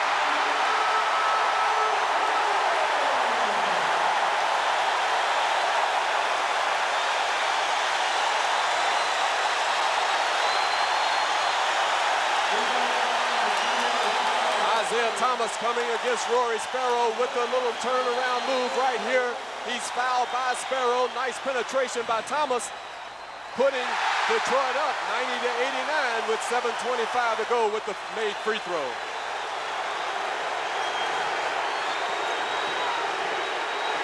Ray Williams around Isiah Thomas. And rebounded by Kent Benson.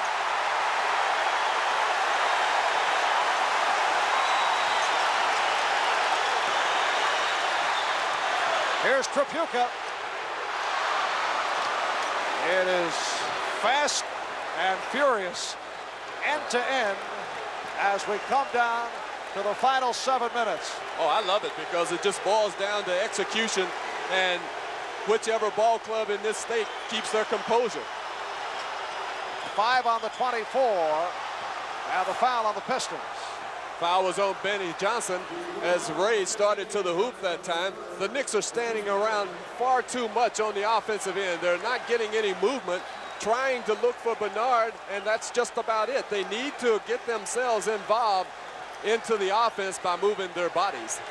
Both teams have 3 fouls now. Either the Knicks are not looking for Bernard or can't find him at this point. Nice move by Cartwright and the foul against Detroit.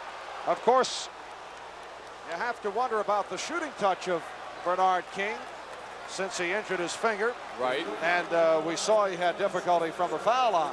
Cartwright with the little fake. Laimbeer went for it. Thomas rotating, picking up his 5th personal foul. Bill Cartwright shoots 2 free throws. Cartwright is 5 for 6 from the line. So 5 on Thomas and 4 on Tripucka, Benson, and Laimbeer.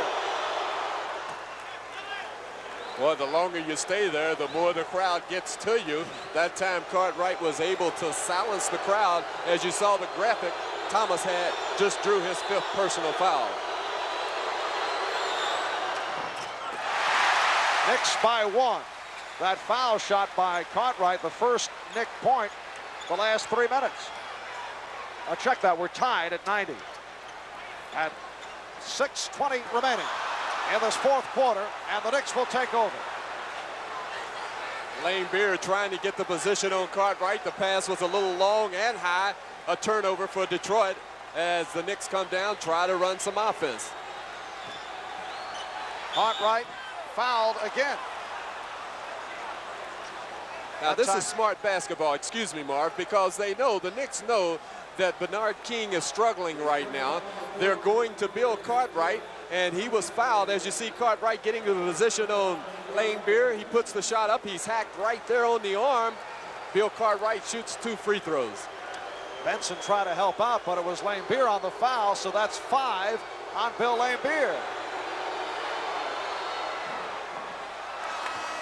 A friendly rim for Bill Cartwright. Earl Curidan replacing Bill Laimbeer, who leaves with 12.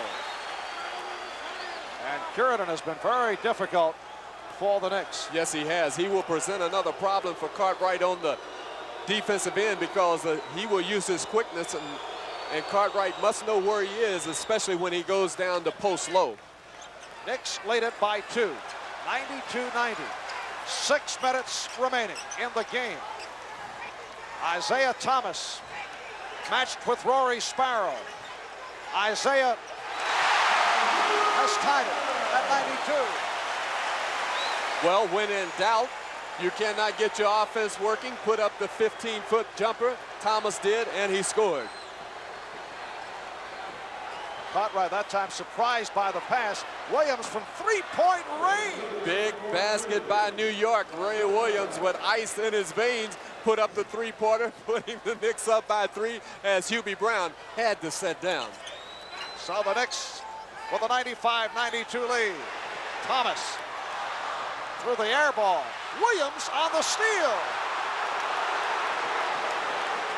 Again, New York controlling the tempo of the game by just walking the ball up, running their half-court offense, and Benson just fouled Bernard King on the move. That's 5 team fouls against the Detroit Pistons. Bernard King goes to the free throw line to shoot 2 free throws. And that is number 5 on Benson. 5 apiece on Benson, Laimbeer, and Thomas.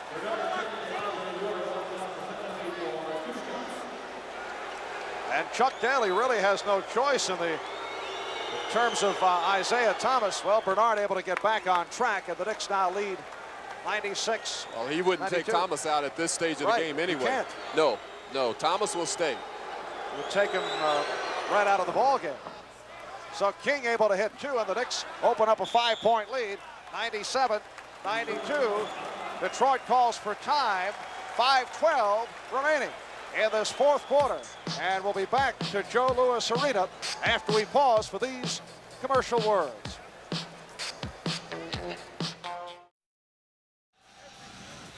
Well, the Knicks with a 97-92 lead with 5:12 remaining in the game, and the 5-point lead, despite the fact they have shot 3 for 18 from the floor in this fourth quarter. A big bucket, though, Ray Williams with that 3-point field goal, drilling it from the corner. Not what Hubie Brown had in mind, but he will take it. Well, Getty, maker of high-performance gasolines, wants to salute another star performance, and we'll have our selection of tonight's Getty MVP of the game a little bit later on. Well, I think you should be considered because of the fact that you tried to pick up a charging foul earlier Took the in charge. game. No, I took it. Kent Benson pummeling his way here to the announcer's table. Butch in shock, not able to move. The reflexes are gone. Isiah Thomas handling against Rory Sparrow. Now the switch. Ray Williams picks him up. Thomas. Oh, what a tip. Earl Curidan getting inside. 97-94. The Knicks lead is 3.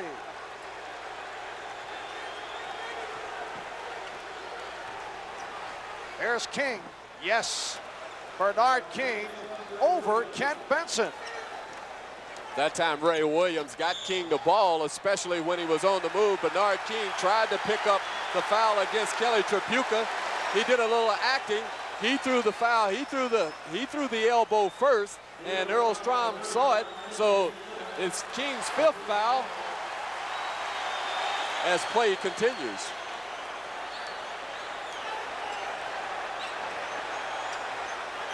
Knicks with the 5-point lead. Down to 4:20 remaining. Benson didn't see the pass. 9 on the shot clock. King and Tripucka in a battle. Here's Tripucka. Rebound Williams. Ray continues to go to the boards effectively. Well, the guards have helped out extremely well for the New York Knicks here in the second half, as New York has controlled most of the tempo in the second half. Sparrow way off.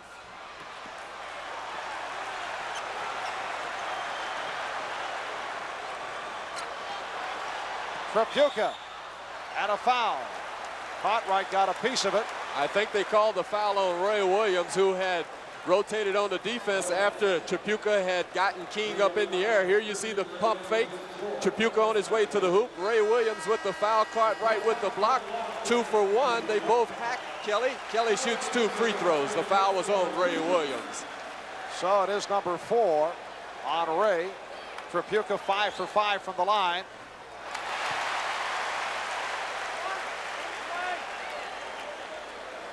.22 for Tripucka.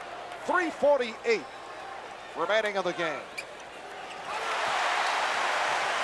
And the Knicks lead is 3. 99-96. The winner here advances to face the Boston Celtics beginning Sunday. Game 1, Sunday afternoon at the Boston Garden. Ray Williams got caught in the air, and a foul on John Long. No, they said that Curidan had stepped out of bounds, so that is a big break for the New York Knicks because Ray was hung up with no place to go with the ball. Detroit made a super defensive play, but Strom said that Curidan had stepped on the line when he knocked the ball away from Ray. Big break. And Sparrow throws in. 8 on the shot clock. Williams. Cartwright. And let's see how they call it. The basket counts. And a foul. Boy, oh boy, I'm telling you right now, everything is going in the Knicks' favor. Ray Williams, who couldn't control the ball. Here you see him putting up the shot. It's long. Laimbeer mistimes his jump. And there you see Cartwright picking it up and scoring, and also picking up the foul. He's at the free throw line. Things are going okay for the New York Knicks at this stage. And Bill Cartwright has come up with the playoff performance of his life. He is now 9 for 11 from the line, 23 points in all. Now, excuse me, Marv. Sparrow is doing the right thing, but he shouldn't be up because he can very easily pick up an unnecessary foul with both ball clubs over the limit. Knicks now lead it by 6, 102-96, 3:20 remaining. King diving for it. but he's called for a travel. Bernard King, very intense. That time jumping out on the pick, knocking the ball away from Thomas. Then he went on the floor after it right here. Oh, excuse me, Thomas just lost control of the dribble. Bernard King comes up with it, but Earl Strom calls a walk as Earl came over to the reporters and explained what happened on that particular play. I'm glad he explained it to the reporters, as you see Chuck Daly calling the play. What a good guy. Interpretation on the spot by Earl Strom.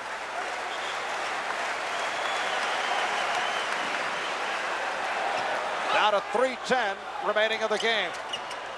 And the Knicks by 6.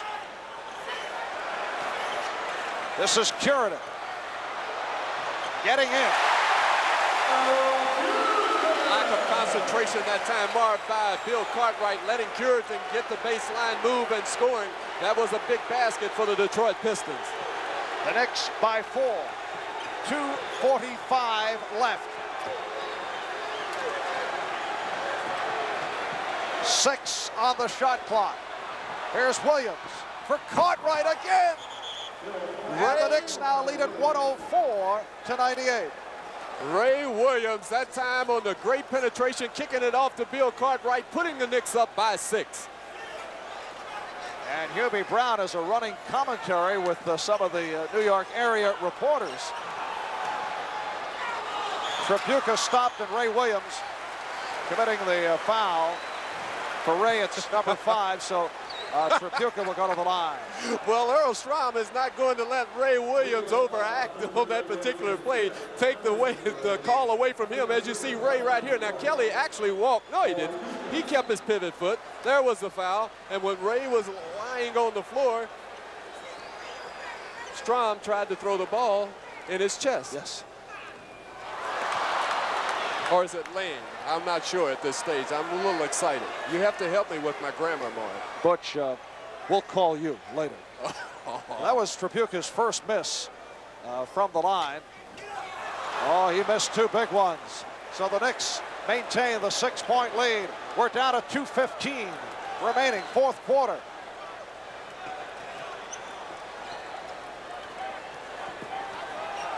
And the Knicks using the 24-second clock.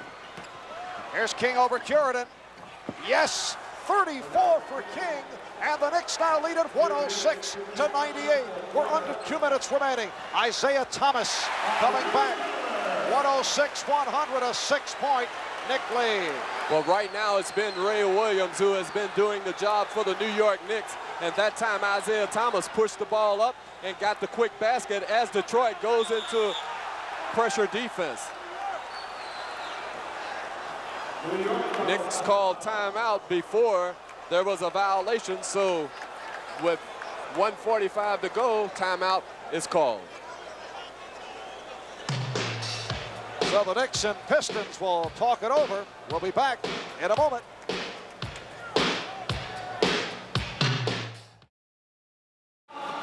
Marv Albert with Butch Beard from the Joe Louis Arena. Better than 21,000 on hand. It is a record crowd here at Joe Louis, exceeding the previous record of 20 and change for a college hockey tournament. The Detroit Red Wings have drawn well here throughout the season. And now a standing ovation as this crowd looks to urge the Pistons on. The story for the Knicks in the second half. Bill Cartwright, 19 points, 19 of his 25 in the second half. And he has hit 8 of 10 from the floor. Ray Williams has come up strong, delivering the ball, hit that big 3-point field goal. And Bernard King combining with Cartwright for 31 of the Knicks' 47 second half points.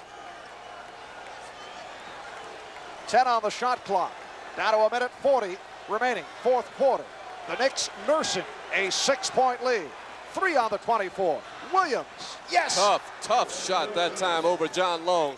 Long playing good defense. Ray Williams hitting the pressure jumper. Knicks by 8. Here's Thomas. And the foul! Sparrow called on the foul. It's kind of a soft foul by Rory, but he picks it up.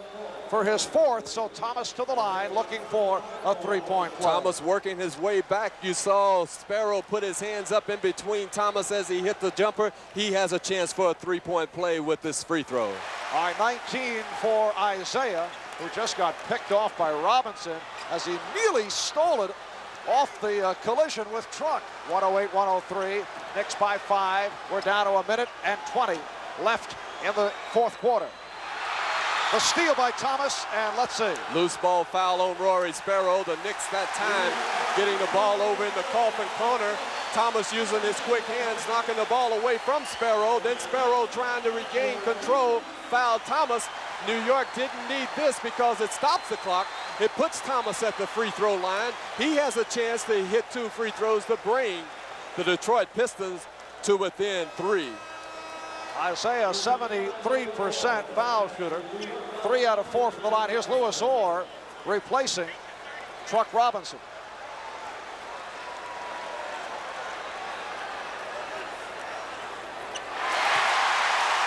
It is down to a 4-point lead. So the Pistons battling back. A minute 16 remaining, fourth quarter. Enormous foul shots by Isiah Thomas.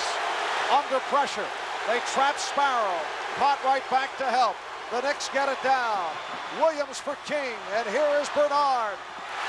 Rebound Laimbeer. But they call a foul, I think, on John Long as they call it on Errol Curitan as Bernard King put up the shot.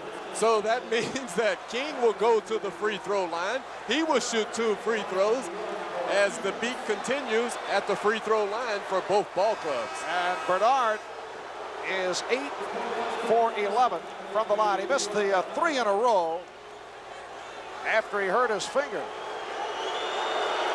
34 points for King, getting the treatment. And the Knicks lead by 4. 109-105. Down to a minute 5 left. As long as you have uneven numbers, it's going to force the Pistons to put up a three-pointer somewhere along the line in the last minute of this game. Big ones for Bernard, and it's a 5-point Knick lead. Under a minute left. Thomas getting it down quickly, and fouled again by Sparrow. So Rory is fouled out.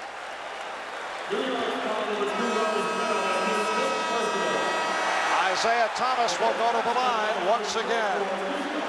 Now, Hubie Brown is putting in Lewis Orr. This means that Ray Williams will handle the ball. But Orr is coming in for Truck Robinson. Trent Tucker will come in for Sparrow. But this still makes Ray Williams the ball handler. Ray has to have total concentration because Detroit will put pressure on the Knicks after these free throws. Isiah has hit his last 4. He's 5 for 6 from the line. He's hung in despite the foul trouble in the second half. Had a little too much on it, but he got the back rim. I tell you, you know, the great ball players, they seem to, you know, get up for the occasion. King hit his free throws. Thomas has gone to the free throw line. Hit 1 of 2 as Orr comes up with the rebound. Down to 50 seconds left. Knicks lead by 4. Here's King. And that could have been the backbreaker right there as Bernard King beat the Pistons on the stuff then. Isiah right back and the foul. Hubie Brown did not want a foul in that situation. Isiah Thomas coming back down the floor. He was bumped. He hit the shot. Here you see Isiah going through the whole defense, and he's bumped right there by Ray Williams as Ray was trying to step away. The foul was called on him.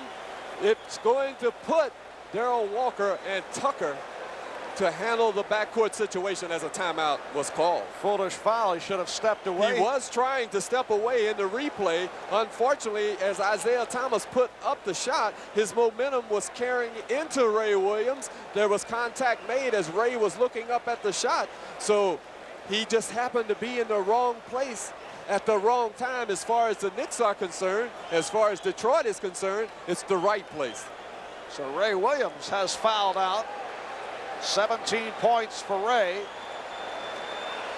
45 seconds remaining, fourth quarter. when we resume, following this timeout, again, it will be Thomas on the foul line. A 112-108 Knick lead. Basically, there are only 2 shots left in this game. After Thomas shoots the free throws, he can very easily make it a 3-point game. What the Knicks should try to do is come down and run some clock and then get the ball down inside to either Cartwright or King, but they have to do it on the move, Marv. They cannot afford to try to get either one of those players standing still, or else Detroit will continue to play the good defense and possibly come up with a steal or a turnover. If the Knicks do score, what they need to do is to come back, play the good defense, and not foul. And when the shot goes up, go to the boards and hope for the rebound. And Isiah Thomas, despite the foul difficulty, has come through with another strong second half. He has 24 points in all, 21 of the 24 in the second half. He's 8 for 11 from the floor in the second half. And the Pistons hearing it from this crowd as they move back on. And Darrell Walker has checked in, replacing Ray Williams. So Walker and Tucker at the guards, Cartwright, King, and Orr up front. And here is Isiah Thomas getting set as he missed his last foul shot. Knicks by 4. It's a 3-point lead. The pressure on Orr. And did he step out? He did. Pressure defense by the Detroit Pistons causing a turnover. That time, as Louis Orr stepped out on the baseline, Detroit now has a chance to come within 1 point. Isiah, it's within 1. 36 seconds left. And the Knicks call for time.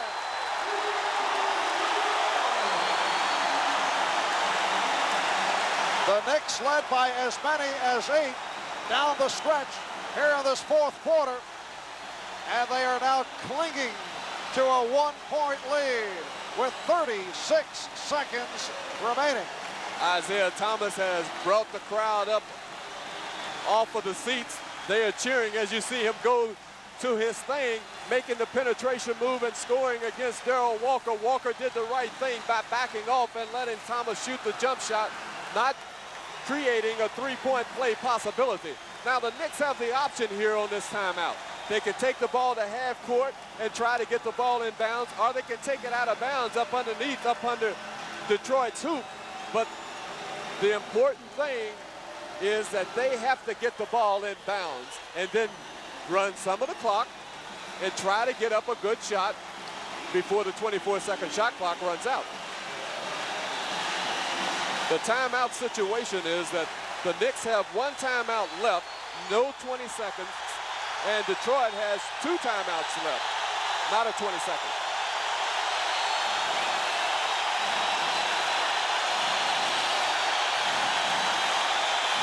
The crowd here at Joe Louis Arena on its feet and cheering the Pistons. Isiah Thomas has done it again. He has scored 11 of the Pistons' last 13 points to lead this surge. The Knicks will throw it in front court. They have the full 24 and 36 seconds remaining. It has come down to this for the 5th and final game.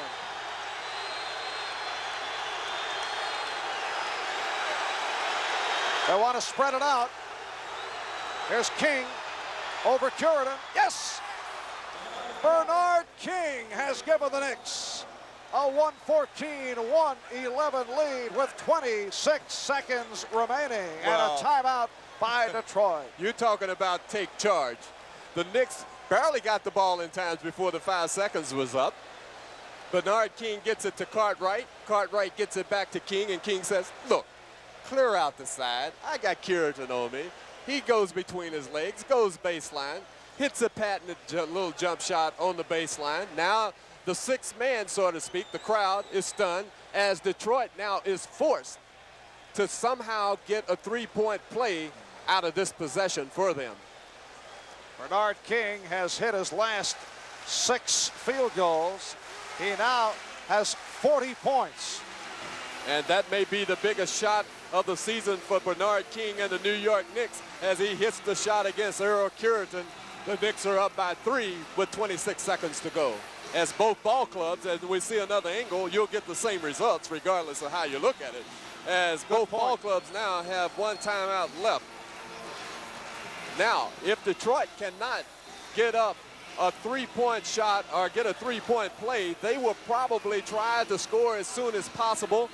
Then see if they can somehow come up with a turnover or a quick foul and put New York Knicks on the free throw line to see whether or not they can shoot the free throws. In this situation, if they cannot get up a 3-point shot and Detroit can score a 2-pointer, what they should do is try to foul immediately when the ball is inbounded.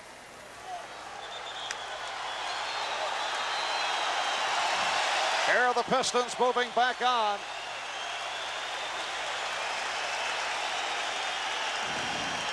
.26 seconds remaining.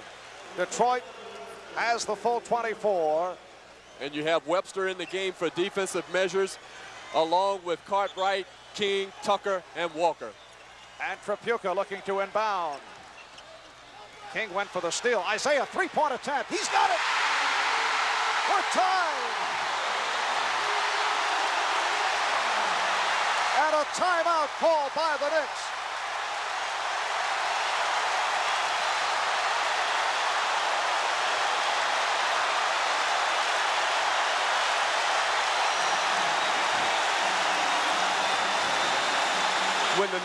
When the Knicks came to Detroit yesterday, late yesterday, there was an article in the paper with Isiah Thomas making the statement. He said, if I wasn't playing basketball, I would be on stage because he has met a lot of entertainers. And he was pertaining to meeting Stevie Wonder and Marvin Gaye before he was shot. Well, Isiah Thomas was on stage, especially on this particular shot. And now the people of Detroit are his followers. Isiah Thomas delivering once again. He's hit his last 6. He has 30 points in all, 27 of the 30. In the second half, he connects on the 3-point field goal from straightaway, and so it has come down to 23 seconds left. The Knicks 114, the Pistons 114, and you look back to a series of fouls by both clubs, some bad ones by both teams. Louis Orr stepping out of bounds. The pressure bothering the Knicks in this fourth quarter, late in the game. Pressure bothering the Pistons earlier. And it will be Nick Ball when we pick it up. And actually, it has been a well-played basketball game.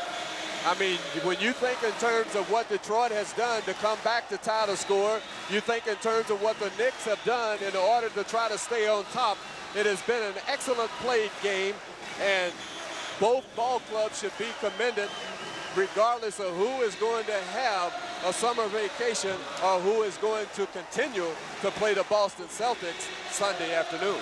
Well, players on both teams have come through with pressure shots. We saw Bernard King a moment ago hitting for the baseline, then Isiah Thomas, and now Darrell Walker. The important thing here, Marv, is exactly what you said. Throw it in. The Knicks do not have a timeout left. They must get the ball inbounds. He threw it out of bounds. And it's Detroit ball. The Knicks are complaining that the ball was knocked out of bounds. Darrell Walker was, as Detroit just called their last timeout.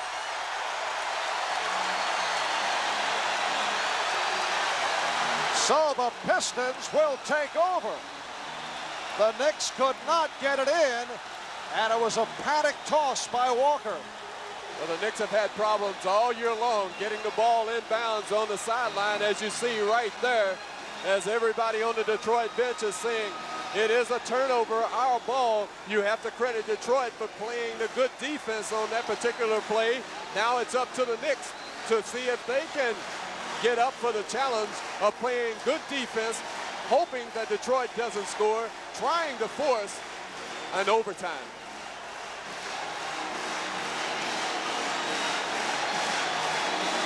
And Isiah Thomas has scored 15 of the Pistons' last 17 points, leading this surge. 23 seconds remaining. Tied at 114. And the Pistons take over.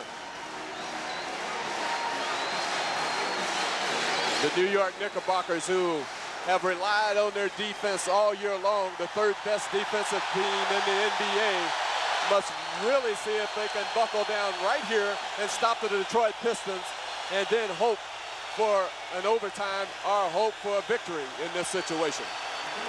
Marvin Webster comes on, replacing Louis Orr, so it's King, Webster, Cartwright up front. Walker and Tucker in the backcourt. Tripucka will throw in. Gets it into Laimbeer. Here's Thomas. 20 seconds. Watched by Walker. The Knicks don't want to foul. Both clubs are over the limit. 10 seconds. Isiah checking the clock. 5 seconds. Here's Thomas. He's stripped by Walker. Gets it down to Tucker. 2 seconds.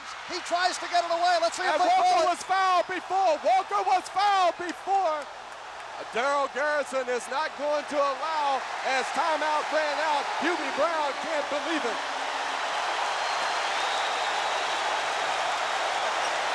They say no foul. They said Walker was not, they said that Tucker was not fouled before the shot, before the clock went off. It looked like there was a second left when Tucker went up for the shot, but Garrison waved it off. Detroit has new life as well as the Knicks had new life. We only have 5 more minutes to play, Marv. Buckle up. So the officials say the foul came after the clock had run out. It was close. It was close because he was in the motion and he started to the hoop with a second to go. It could have gone either way. The official closest to the play made a foul call.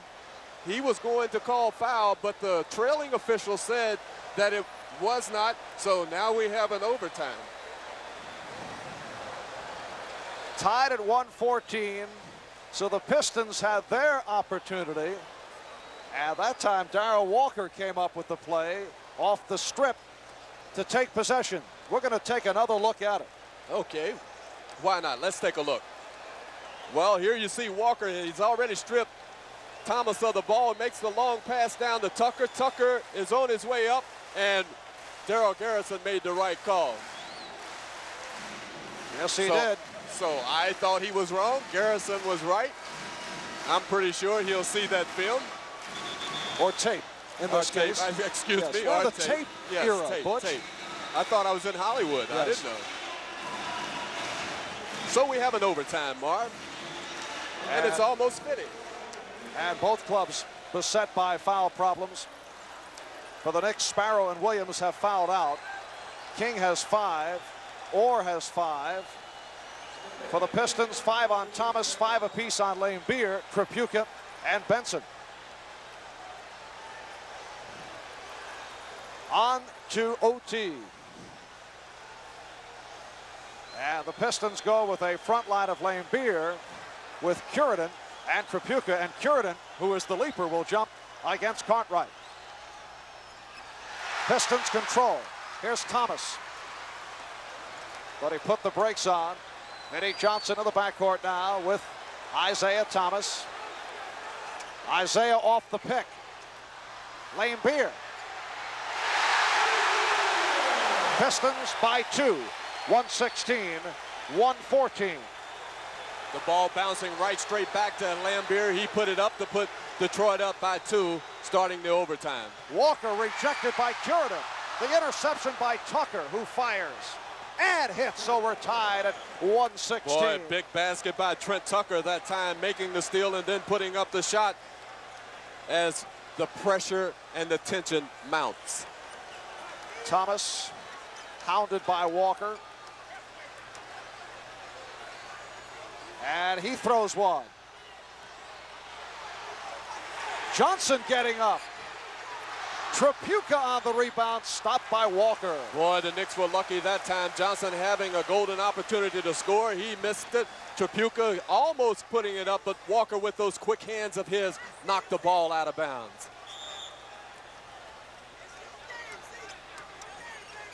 A minute gone by in this 5-minute overtime session. Laimbeer stopped by Walker. What a play. And the ball went out on Laimbeer, so they gave it to Detroit. Walker making an excellent defensive play. The Knicks just could not come up with the ball. Darrell Walker, who had the 7 steals in game 1 at the Silverdome. 11 seconds on the shot clock as we have a little cleanup by one of the ball boys near the Knick bench. Tied at 116 on a bucket by Laimbeer. And then Trent Tucker able to hit from the angle. 7 on the shot clock. King had to let him go, did not want to pick up the foul. And let's see what the call is. Will not going to call a foul. Oh, Bill Laimbeer pushing Bill Cartwright from behind. That's Bill Laimbeer's 6th foul. So Laimbeer departs, leaves with 14. And Chuck Daly was trying the combination of Curidan and Laimbeer, something we have not seen too frequently, but now Laimbeer is gone, and Kent Benson will come on. Bill Laimbeer trying to get to the offensive boards, pushed Cartwright from behind. The inside official did not see it, but the outside official did. Laimbeer fouls out, Benson comes in. Darrell Walker setting it, looking for Bernard King. Here's King. Orr keeps it alive. Lewis went up with the left hand. King with a sensational rebound. And the Knicks by 2. Bernard King following the shot up and stuffing it back in to put the Knicks up by 2. Lewis Orr working the offensive boards effectively as well for the Knicks on that play. King now has 42. And Earl Strom, the outside official, calling illegal defense. The illegal defense was on Bill Cartwright as his man came up to the head of the circle. Earl And Strom. that's the first illegal defense called against the Knicks as Detroit takes the ball out of bounds and Bernard King goes to Mike Saunders for medical treatment. Strom thought it was the second ready to throw the tee at the Knicks, but it is the first, so that's the zone warning. 3:15 left. We're in overtime. Pistons with possession. Knicks lead it by 2. And Isiah carefully setting up. 8 on the shot clock. Tripucka. Rebound King. Bernard going to the boards and protecting. And the Knicks have to get the ball across the 10-second line or else Walker almost ended up getting a 10-second violation then.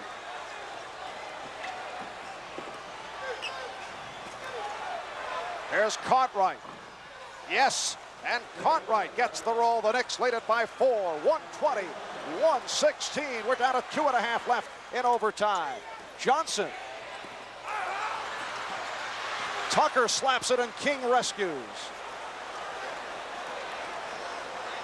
Right now, the Knicks have to get the ball up the floor. Again, as Hubie Brown calls the play, trying to get Walker's attention. Wants to get it to Bernard. 5 on the shot clock. Tucker in traffic, and he's fouled, so he'll go to the line to shoot a couple. The Knicks are really nursing the clock right now. That time trying to get the ball down to Bill Cartwright. Walker couldn't. He got it back to Trent Tucker. Trent Tucker went to the hoop. He was fouled. Trent, who normally doesn't go to the hoop, normally doesn't shoot a lot of free throws, or shooting 2 pressure free throws right now. First appearance on the line this evening. 75% free throw shooter. Trent Tucker, who has 2 field goals for 4. He hit from the angle to open up this overtime. Here you see Bernard King shooting a little fall-away jumper. The ball is tapped around. Lewis Orr is going to put up the left-handed shot. Watch Bernard King follow it up for the dunk.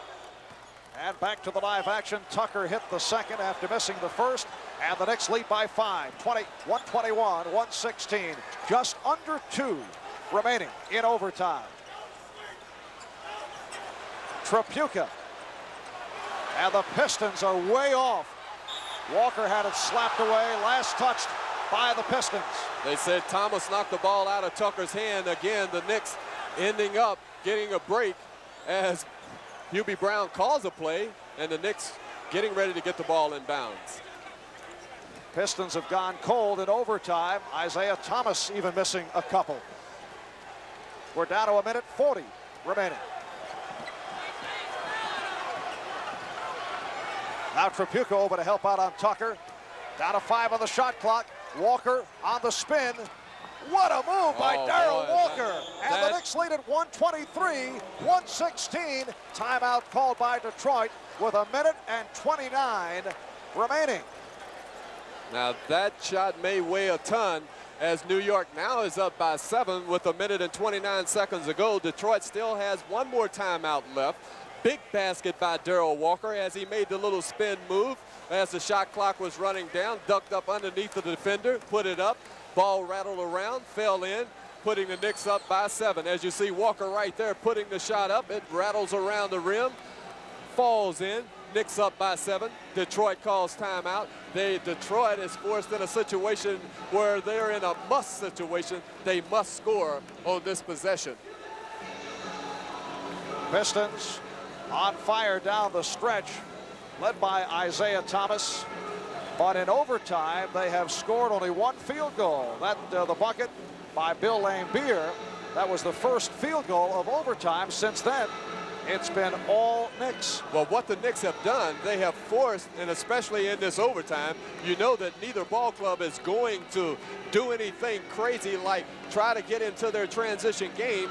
The Knicks have slowed the tempo down. They have started to run their half-court offense, forcing Detroit to do the same thing. Detroit has tried to settle for the perimeter jump shot. It hasn't fallen here in the overtime. The Knicks have been fortunate enough to get the ball down inside to the people that they would like to get it to. They have responded, so therefore the Knicks now are up by 7 with 1:29 left in OT. 9 unanswered points by the Knicks following that field goal by Laimbeer.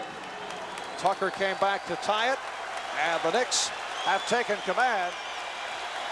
Again, the crowd here at Joe Louis Arena looking to urge the Pistons on, but not as much fire as we heard before. It's been a long night. It really has for the crowd and for you and for the players, but the game isn't over yet. As the Knicks saw at the end of regulation, 3-point attempt, and Thomas does it again.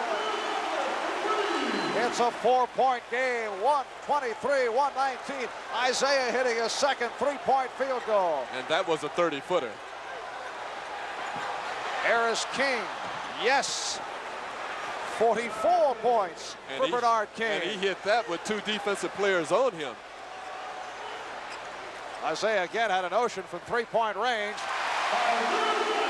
125, 121, Knicks by 4, 1:06 left. Bad pass. And knocked out, let's see, by the Knicks. Pressure defense by Detroit, forcing the turnover that time. The Knicks need to get more than 2 people up there in order to get the ball in bounds. That's the most important thing at this stage, getting the ball in bounds. All right, the Knicks have seen this movie before, and it was just some 10-15 minutes ago as the Pistons again look to get back into it.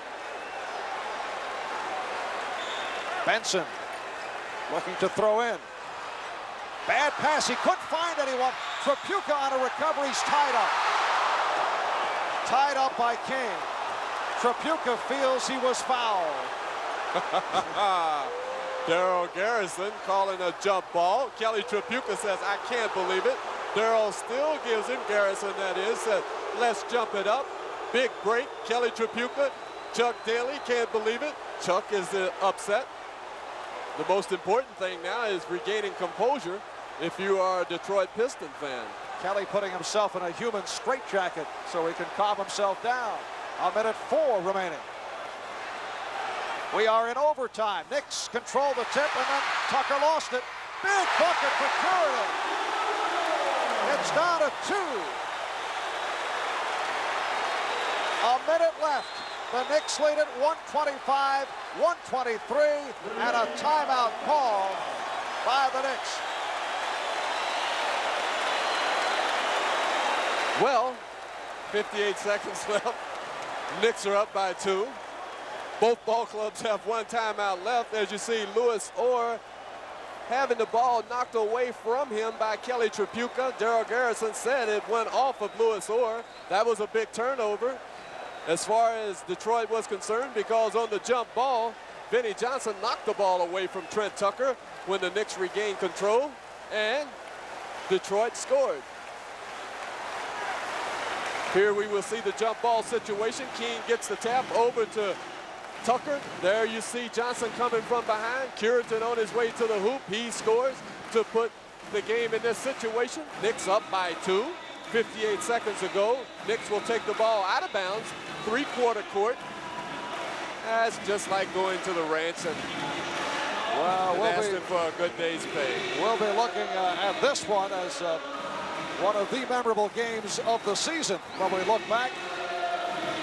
Bernard King with 44 points, a host of clutch baskets, the same for Isiah Thomas.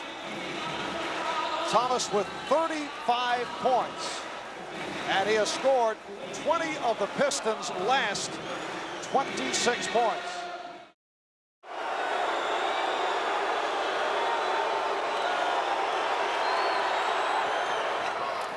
The Knicks lead it by 4, 127-123. Down to 30 seconds. They double up on Tripucka. Walker knocking it away. Hubie Brown wanted the call, but it was last touched by Walker. Good defense by Darrell Walker that time, doubling up on Kelly Tripucka, knocking the ball away as 16 seconds is left on the shot clock, 29 on the game. Johnson, Tripucka, not able to hit. Webster on the rebound. And Detroit should foul right away. They're going back defensively. This is a big break for the Knicks. All they need to do is hold on to the ball. And finally, Vinnie Johnson gives the foul on Darrell Walker. That could have been a little too late because Detroit had an opportunity to foul Marvin Webster, who had gotten the rebound, probably the biggest rebound for the New York Knicks this season. Instead, they let New York bring the ball up and waste a lot of time. Now it's up to Walker to shoot 2 free throws with 15 seconds left in the game with New York up by 4. He's a 79% free throw shooter. Making his first appearances on the line. He's had some difficulty from the foul line of this series. Chuck Daly will call a timeout this time. So Darrell missing both, and the timeout called. Uh-oh, this is going to be interesting. Woo! Woo! That's what you call anticipation. Curitan comes down with the miss free throw. Looked like Tucker had knocked the ball away, but timeout is called. So 14 seconds remaining. We'll be right back.